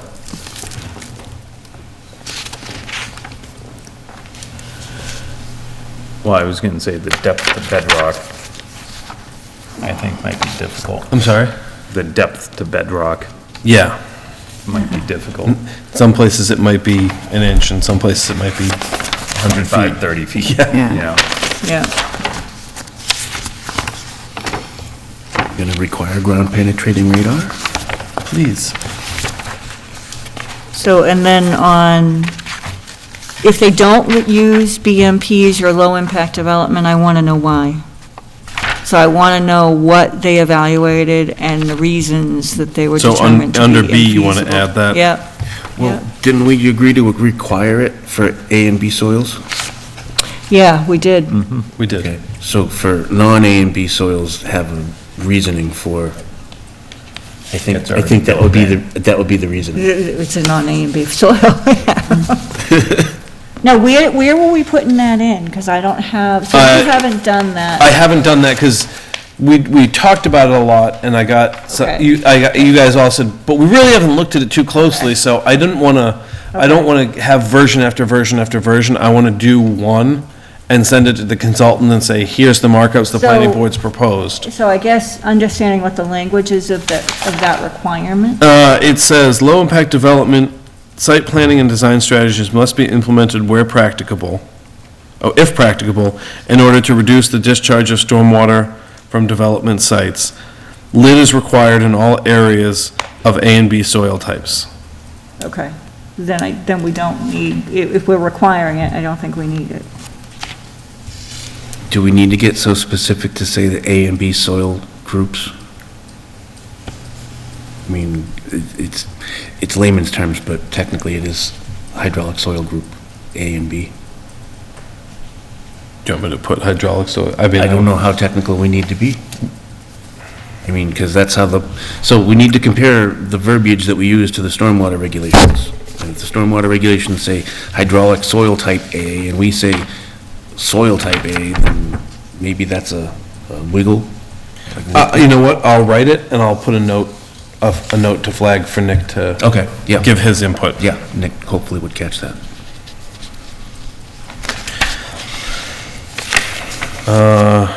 So, I don't think we're making any changes to 2042 unless you really want to.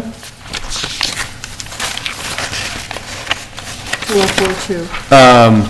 You have comments about, Yeah, well, I have a problem with 2042. I have a real problem with that. We have an elected sewer commission, and this takes all of the authority of that commission and provides it to the planning board, and I... they don't have any authority over the storm sewers. They're the poop sewers. Yep. Okay, So they call it a sewer, but it's storm drainage. Yeah. And Okay. this is illicit connections. okay, So this is, someone built a house or their septic system is overrunning, so they unhook their laundry from the septic system, and one Saturday evening, they dig a trench and run a discharge line from their washing machine to the catch basin Okay. at the end of their driveway. And well, in my house, it'd be every day, you're pumping out 25 gallons of soapy water into the town system that we then become responsible for when it daylights into a water of the Commonwealth. okay. So when they say storm sewerage system access, that's the stormwater That's sewer? that's Okay, the drainage all right, system. so That's the ignore all of municipal. those comments.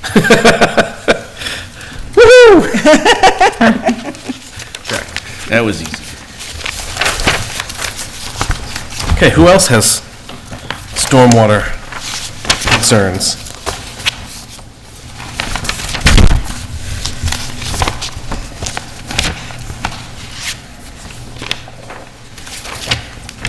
Because what I would like to be able to do is, this week, make any edits, suggested edits, stuff like that, send it back to our consultant and get him to sort of thumbs up, thumbs down, or I wouldn't do this because, so that on the 9th, I can say, look, I got it back, and you guys can say, great, put it on the warrant.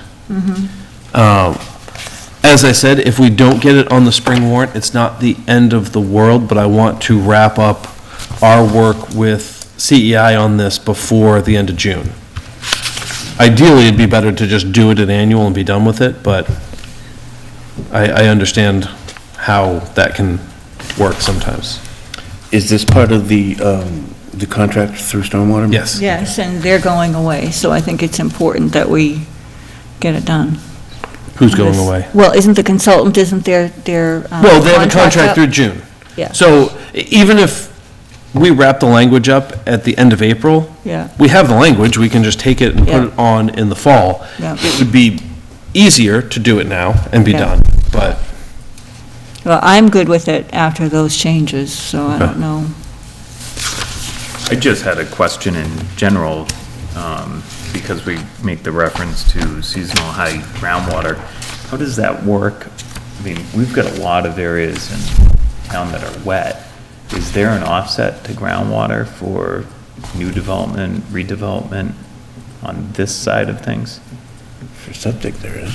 yeah, that's really your mitigating factor, and you're generally gonna try not to put your foundation in the groundwater, so you're offsetting in that way so that you don't have those issues, but that's really where the offset comes from, is just being able to adequately place what you're building. Like, I mean, the house I live in is a raised ranch that they built on a slab, so it's upside down. My kitchen's on the second floor. Kind of feel like you're living in a castle because you spend all of your time upstairs and you're always looking out on what's happening.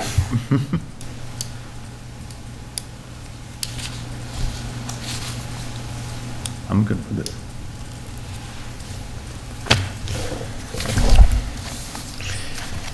So I'll make those changes the next day or two. I'll send them out to you, I'll send them out to Nick, and I'll look for comments for the 9th. All right, that wraps us up on stormwater.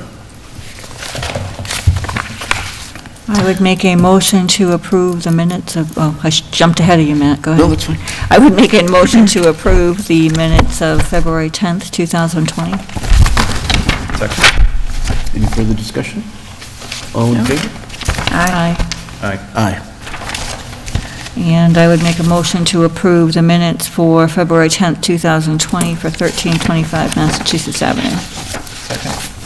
Any further discussion? All in favor? Aye. Excellent, aye. All right, committee reports, capital planning is done for the year, no report there. Stormwater Task Force, we're not meeting again until April. Agricultural Commission, we had our most recent meeting last Thursday. We are adding 3 weeks to our market calendar this year, so we'll have farmer's market for 20 weeks, starting the end of May, ending the first week in October.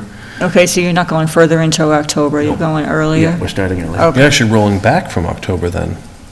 Well, a Because couple didn't days. you 'cause usually it go to was the Sunday. second week of October? Yeah, I thought it was usually the second or third. Okay, it was the second, yeah, I think it was 11 instead of 13, something like that.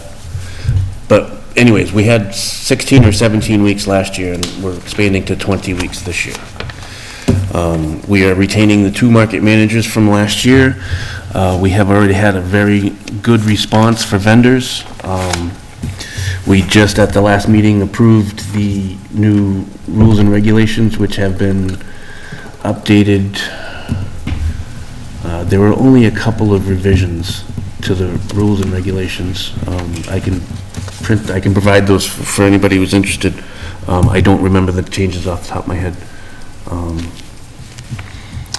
But, and then also, at our last meeting, we had 2 people step up to apply for recommendations to be appointed by the Board of Selectmen to the Agricultural Commission. So we currently only have 1 full member vacancy, and we have 2 vacancies as alternates. So one was applying to be an alternate, one was applying to be a full appointment. And that's about it for AgCom. The TCP building design? We have not met, we will meet this Wednesday. Okay. So you selected your consultant, that's correct? Yep. Correct. And have you signed a contract with them? I couldn't tell you. Okay. So you don't have an estimated turnaround for their No, work? and hopefully at this week's meeting, we'll get an update on that. I suspect that we'll be ready to schedule like a kickoff meeting, but we're not quite there yet. Are you hopeful for town meeting, or more for curiosity? Yeah, if I had to guess, I don't think we're gonna get there. A lot of it was just the way the calendar worked out and, yeah. That's kind of what I expect when you say that Oh, it you was a haven't, tight timeline. yeah, I mean, it was Day tight. one. Yeah. Never mind doing the RFP and having to go through that whole process. So, No one's at fault, it was just yeah, it's just. I'm trying to decide how long we're gonna be there. I mean, the firm we selected has a very deep staff, so potentially, they use some very powerful software where they can actually scan the building and take that 3-dimensional scan and create accurate plans. So they can move quickly, but they still think we're up against it. That's a big building and, Yeah, and I mean, there's a lot of bits to that, yeah. so. Excellent. Open space, land acquisition, MRPC haven't met. Have not met. And I did happen to notice that Green Communities Task Force has a meeting scheduled for, I think, this Thursday. They do, they're talking about the streetlights and the purchase, or paying Unitil to flip them to LEDs, and how they want to proceed with that, I think. I just thought it was funny, because I think this is our first agenda that doesn't have that. And for so many of them, there was no meeting. Well, maybe if we keep leaving them off, they'll keep having meetings. There you go. There you go. All right, so then we're on to director's items. Just the one this evening. The chair of the Historical Commission came to me and dropped this packet off and said, well, we're thinking about bringing CPA back to town meeting and. Awesome. And see if the town will support it. Good luck with that. It's gone 3 times before? At least twice. yeah. Three times. And yeah. it's been roundingly defeated at least 2 of those. And the first one was the close one. But I hope that people realize that there are funds available, and when we talk about things like redevelopment or parks or all of those things can be subsidized by CPA funds. And Correct. if you look at the work that other communities have been able to accomplish with CPA funds, we're in it. I mean, we're going to be expending this money one way or the other, regardless of what we end up doing. So I don't know if that would help our argument. I think the way some people see it is it's just more tax. And I know. we're- Believe me, I know, I heard. And we're gonna spend it one way or the other, and, if we just keep paying and it just sits there, how do we ever know? And I know, I have not read through the minutes, because I'm not that much of a masochist, from the previous attempts, but I do know that it used to be a dollar for dollar match, and that has significantly changed. I think it's like 60%. Oh, no, it's much less than Is it less than I that? What think is it now, I think do you it's know? down in the. Typically, it's 20s, 30s. Oh, really? But- There is a website, Community Preservation Act website, that delineates per community that has adopted it, how much they get, and all the parameters of their CPA, and all the projects that they've accomplished since they've had CPA, and it's a very, very detailed website. Oh, what is, it's the CPA website? It's communitypreservation.org. Okay, Yeah, and it's got a list, I mean, it's got a list, a map of communities that have adopted it, and then it's got a pull down, you can select the individual communities. Groton has done phenomenal things with it. yeah. And Yeah, it but they is- got on it right at the beginning. Yep, And that. We missed the boat. Chelmsford has done phenomenal. Yeah, with this, a lot of the early adopters really Yeah, really did hit it out of well. the park, and not that it hasn't been successful since then, but it's not, you know, Yep. I mean, there's a lot of benefit to it. Yeah. For the communities that take advantage of it. Correct. But I feel like Lunenburg on its own has done pretty well with certain projects. I mean, They certainly have, and some of those could have been easily bolstered through CPA funding, and, you know, I think some of the discussion, and I don't know what their intent is, but you look at historic preservation as one of the things. I mean, we're talking about buildings that are right in that ballpark now that need significant work. CPA funds can be expended on that. Recreation, housing, the things that we keep talking about struggling with are all in the wheelhouse of CPA. What has Lunenburg done for old buildings?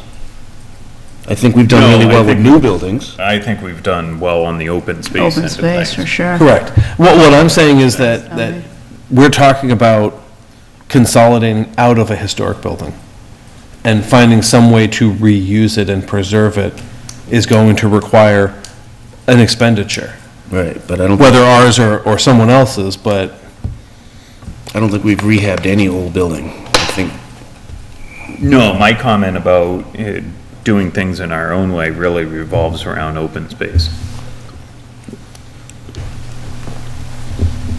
And I think that's probably some of what people struggle with at town meeting is there's a part of me that says I wouldn't mind spending more in tax revenue to do things. I agree with like the intent behind it, but at the same time, as a community, you can do all of these things and make all of your own rules.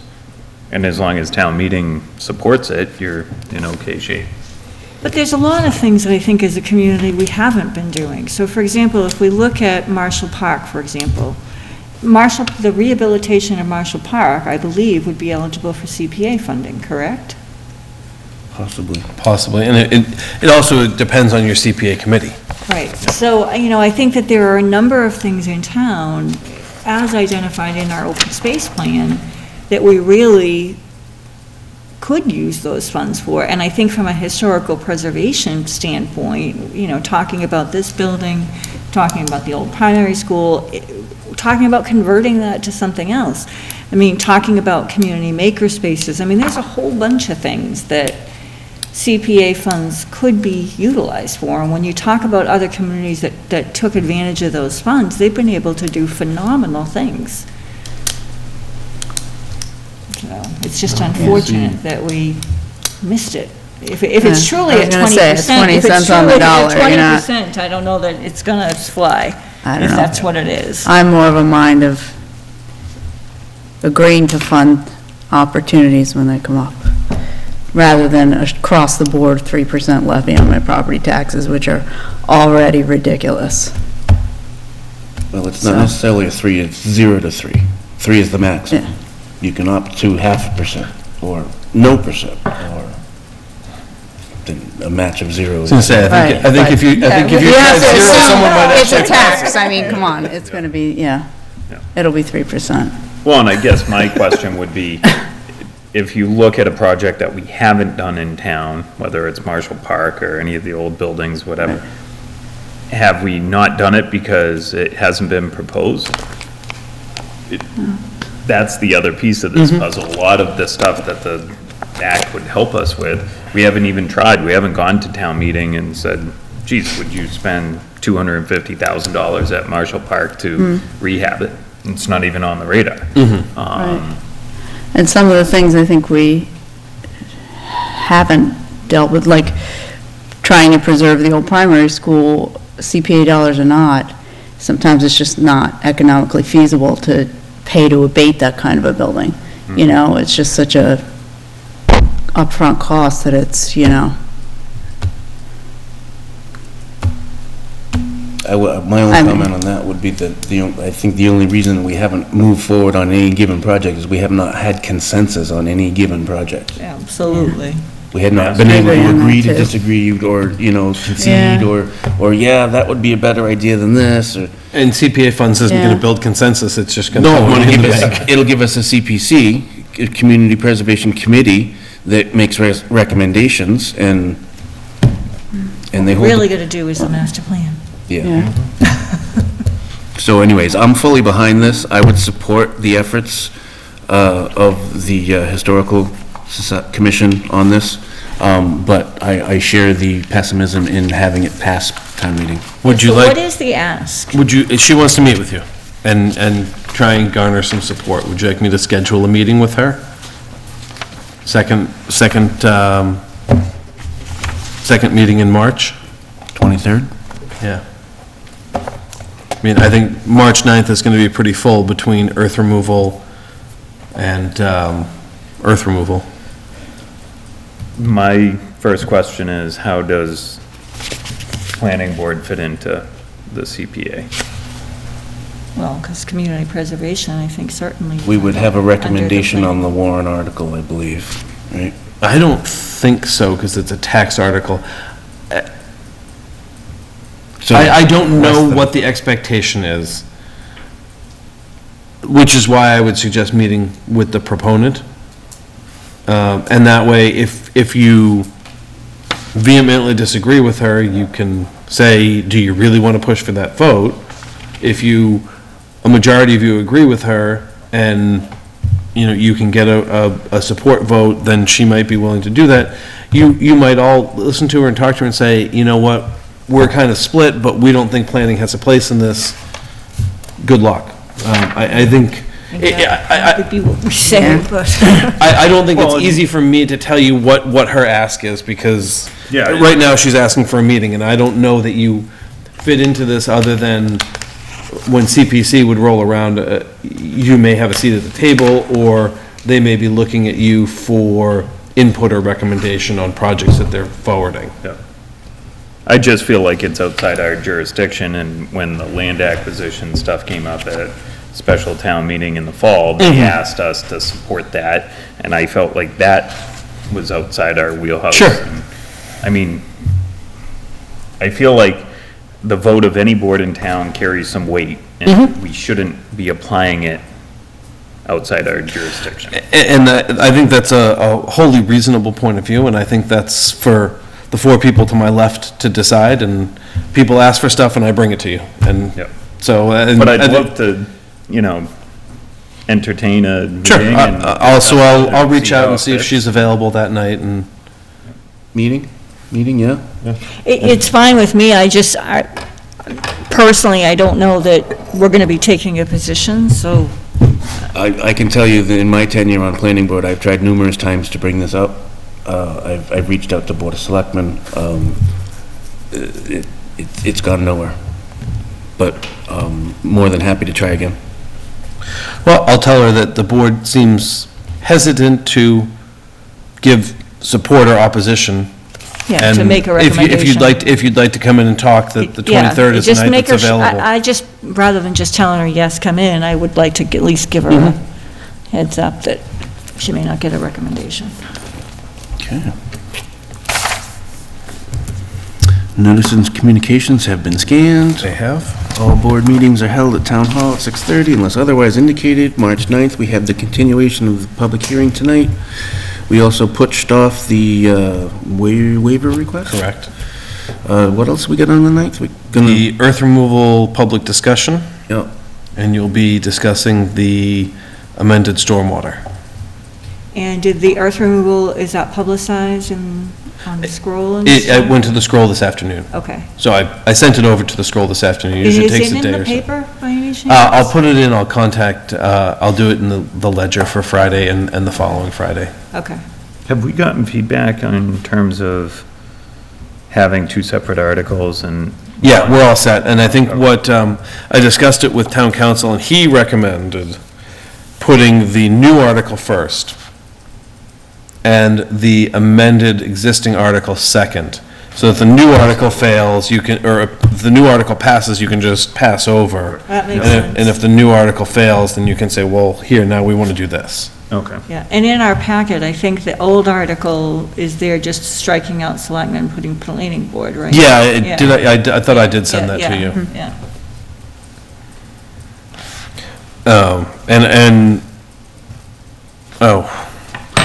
Now that you mention that, in looking at it, there's three sections of the existing article. Where there's three articles of the existing chapter. And I believe that Article 2 should be stricken as part of the adoption of the new bylaw, because it's just telling them that they have to erect a barrier if the planning board deems that it's hazardous to public safety. And I believe that you can condition that in your approval of an earth removal permit. So it's on the back of the second page. It's 140-15. Barriers required.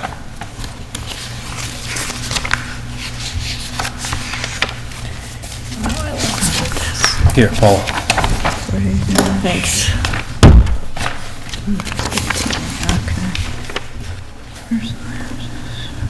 I mean, that's the entirety of the second article of Chapter 140. Why are we striking it? If the new bylaw passes, I think that as you make approvals, you can condition that, you can come up with a standard set of conditions, one being that earth removal shall be conducted in a safe manner. Yeah, but if the new bylaw passes, this whole thing goes away. No, street opening stays. On the very back. Street openings would stay, because Okay. that is separate from earth removal. Right, So but the- you're talking about barriers required, 140-15. Correct, because that's the second article under earth removal and excavations. So the earth removal bylaw is Article 1. Then there's barriers required as Article 2. So my recommendation Is would be to that Article eliminate 1 Article and 2 2. would be eliminated with the new bylaw. Gotcha, yeah. And if if the new bylaw doesn't pass, then it would be, what you see in front of you would be the second article. Yeah, I agree. Okay. Do you want this back? No. I have it as neutrons and electrons.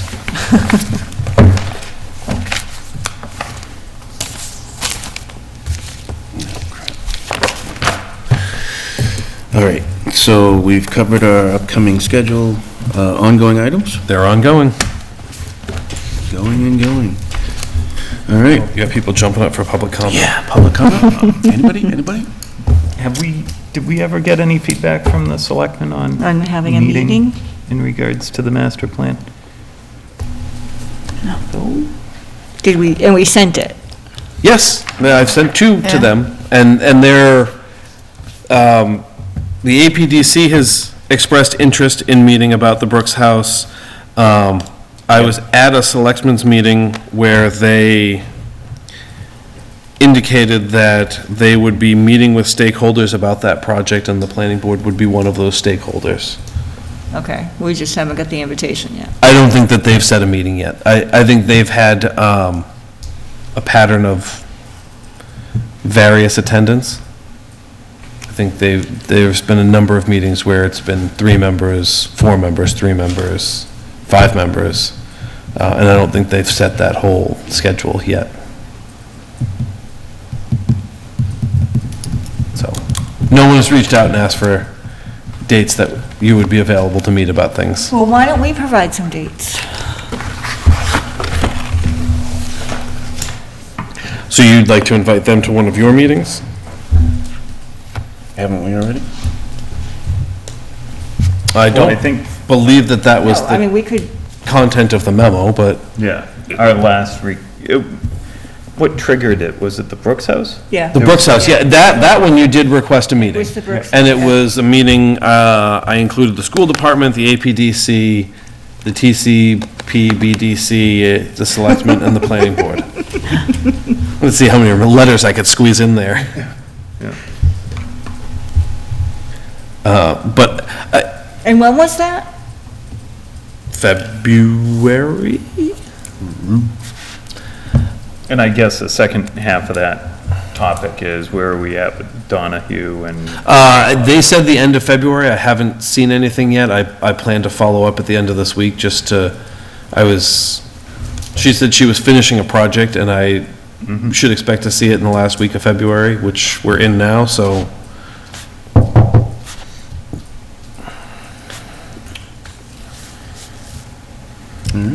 I mean, in my opinion, we should invite them to one of our meetings if we're not. And I don't know if they're waiting for, the TCP group to have a little more progress on what might happen before. I don't know what their logic is. I can't pretend to. Well, it'd be nice if they would share their logic with Well, us. Right. If I had that power, I would probably not be working any longer. I don't know.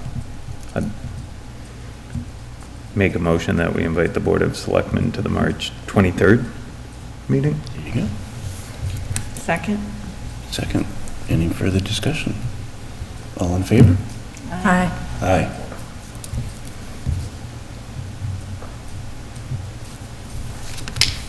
Specifically about the Brooks House, Master plan. master plan? Yeah. I would do both.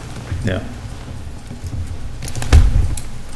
And then could we communicate with APDC along those lines? Well, Just- it might make sense to get confirmation that they can attend. Yeah, yeah.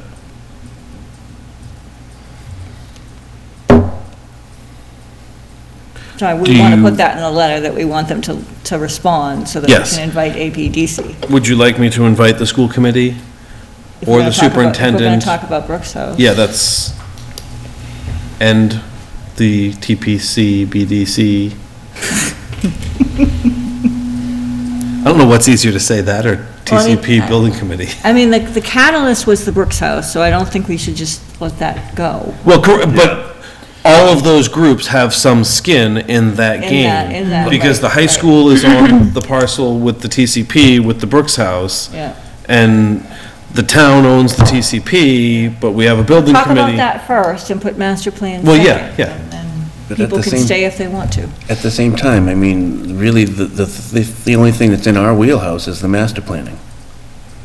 I mean, everybody else has got their own group and then subgroups and Well, yes and no, I mean, but the subdivision plan has to come to us. planning board has made so many comments on TCP and Brooks House over so many years and been completely ignored. I know, Matt, that's why I'm saying, let's have a joint meeting and maybe. Why make don't we ask them to progress. talk about master planning, and then we can talk about that within that? Because master planning is all of our wheelhouse. I mean, All right, Well, and I however you want to think- structure it, but. I think for this purpose, from my perspective, I'd be happy to invite the APDC because they came to us with the issue ahead of time. In terms of all the other related boards, I respect their positions, but at the same time, I feel like at this point, we really just need to get on the same page with the Board of Selectmen with certain aspects of this. And hopefully start That's why moving I'm things. saying two subjects. I guess my, I feel like if we open it up to a huge Sure. segment where, my caution on that is you don't need to be on the same page with the Board of Selectmen about that, because all you're doing is approving the A and R. How it gets divided and what the separate uses are, I mean, yes, there is some planning component to it, and it falls in line with what the master plan says, or could say, but I think the existing master plan doesn't say anything about it, and the future master plan is far afield. as far I as mean, that. I'm looking at this conversation more as a master plan thing and saying, well, we were approached by APDC. Sure. and let's see if we can do something along those lines. I just want to be Well, sure I represented the correct way, and that it's not just a discussion of, well, when you do an A and R, you have to have these four things, and, Oh, no, and if you don't do absolutely. that, then. Yeah, no. And I understand, I just want it to be, And I think honestly, the bigger issue when it comes to the Brooks House, and as a community, we've gone through this numerous times, we have town meeting articles that get approved. Last spring, it was, they approved to sell Brooks House as a structure and have somebody move it off the lot. Nothing's been done. I mean, technically, the legislative body, town meeting, passed the article, we want this sold and removed. And here we are, 10 months later, we haven't done anything to that effect, and now we're, RFP was never done? not that I'm aware of, I don't know definitively. And and I'm not trying to agree or disagree with, And I don't know, But- and I don't remember the article specifically, I don't know, the town meeting said we want it done, I thought it was they approved the Board of Selectmen to do it, which. why would you approve something you didn't want done? Sure, but it's a minor difference, but I don't know if the selectmen have decided that they're collectively willing to do it. Which I think is a separate issue, but I get what you're saying, town meeting said, yes, we want you to sell this, we want you to have the ability to sell it. Yeah. But then the selectmen have to decide amongst themselves that they're willing to sell it, or how they're gonna sell it, or what they're gonna do with it. And I don't know, I mean, I watch as many of their meetings as I can, and I attend whatever I can, but I haven't seen anything where they've actually discussed what the final outcome of that is. So that could be why the RFP was never written. No, and I'm just approaching it from a process standpoint, like we've got to start somewhere. And that's, and maybe that's a reasonable place to start with, hey, what are we And actually I doing? understand the APDC's concern that, they're concerned about the historic nature of the structure, and they ideally would like to see it remain where it's been for the last 200 years. And to the extent we can do that, then great, but I just feel like there's a lot of competing opinions here, and it seems like the things that It's an town meeting understatement. approves, somehow they just fall by the wayside. There was another article on that would essentially give the Board of Selectmen the power to convey the Brooks House on the land it was sitting on, which just happened to be 53 acres of school campus. And it got passed over. But if that article had passed, where would be in that situation? I don't know. I wish we could all just get on the same page and start picking away at some of this stuff, so. March 23rd. Yeah. And just the APDC for now. That's what it sounds like. Thought process. I thought we were, but, you mean the selectmen of the APD? Yes. Exactly, yep. Well, isn't the school the owner of the property? No. Technically, yes. Well, Technically, Yeah, because yes. it's the 53-acre parcel. I don't think that the school owns the property. I think the town always retains ownership of the property, and the school has care and custody of the building. I don't think so. Yeah, I don't think so either. I don't think so. I do not think so. That's okay, we can agree to disagree here, right? Well, you can look. so yeah. if- I mean, I can look that up, but, and I think even the Brooks House, the selectmen have care and custody of the Brooks House. But I don't think they And have of the TCP. land. End of TCP. I don't think the land, Adam. I think the selectmen always retain ownership of the land, Well, and you care, can check. and care and custody goes back to the school department for the buildings and the use of the land. So, and that's why they declare buildings surplus and return them back to the town, because the town is the de facto owner. I would like you to look into that and confirm or deny that I'll check with Adam. that quandary. It would also be good to get through a little bit of this process as it informs the engineering that the town is contracted for at TCP. Well, not only that, numerous times that I've asked about the property line, there has been pushback about, oh, we have to deal with the school. Well, if the case is that is owned and controlled by the selectmen, then there is no need to check with the school. Yeah, I don't think it is. I really don't.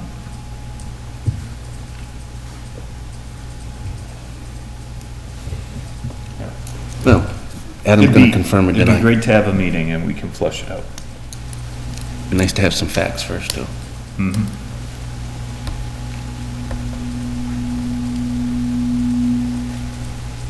All right, any more comments, concerns?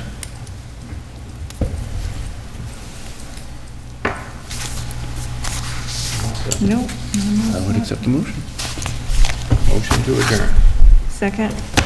Further discussion? All in favor? Aye. Aye. Thank you very much. Good night. And you guys don't even have to sign plans tonight. Oh. How's your world travels been? You doing a lot more traveling? Yeah, happened to Back to Charlotte. Charlotte And again? Raleigh this past week. So you're home for a while? Charlotte, till the week of March 9th, March 10th, No, I well, go that's down. good anyway. At least you have a couple. Couple weeks home.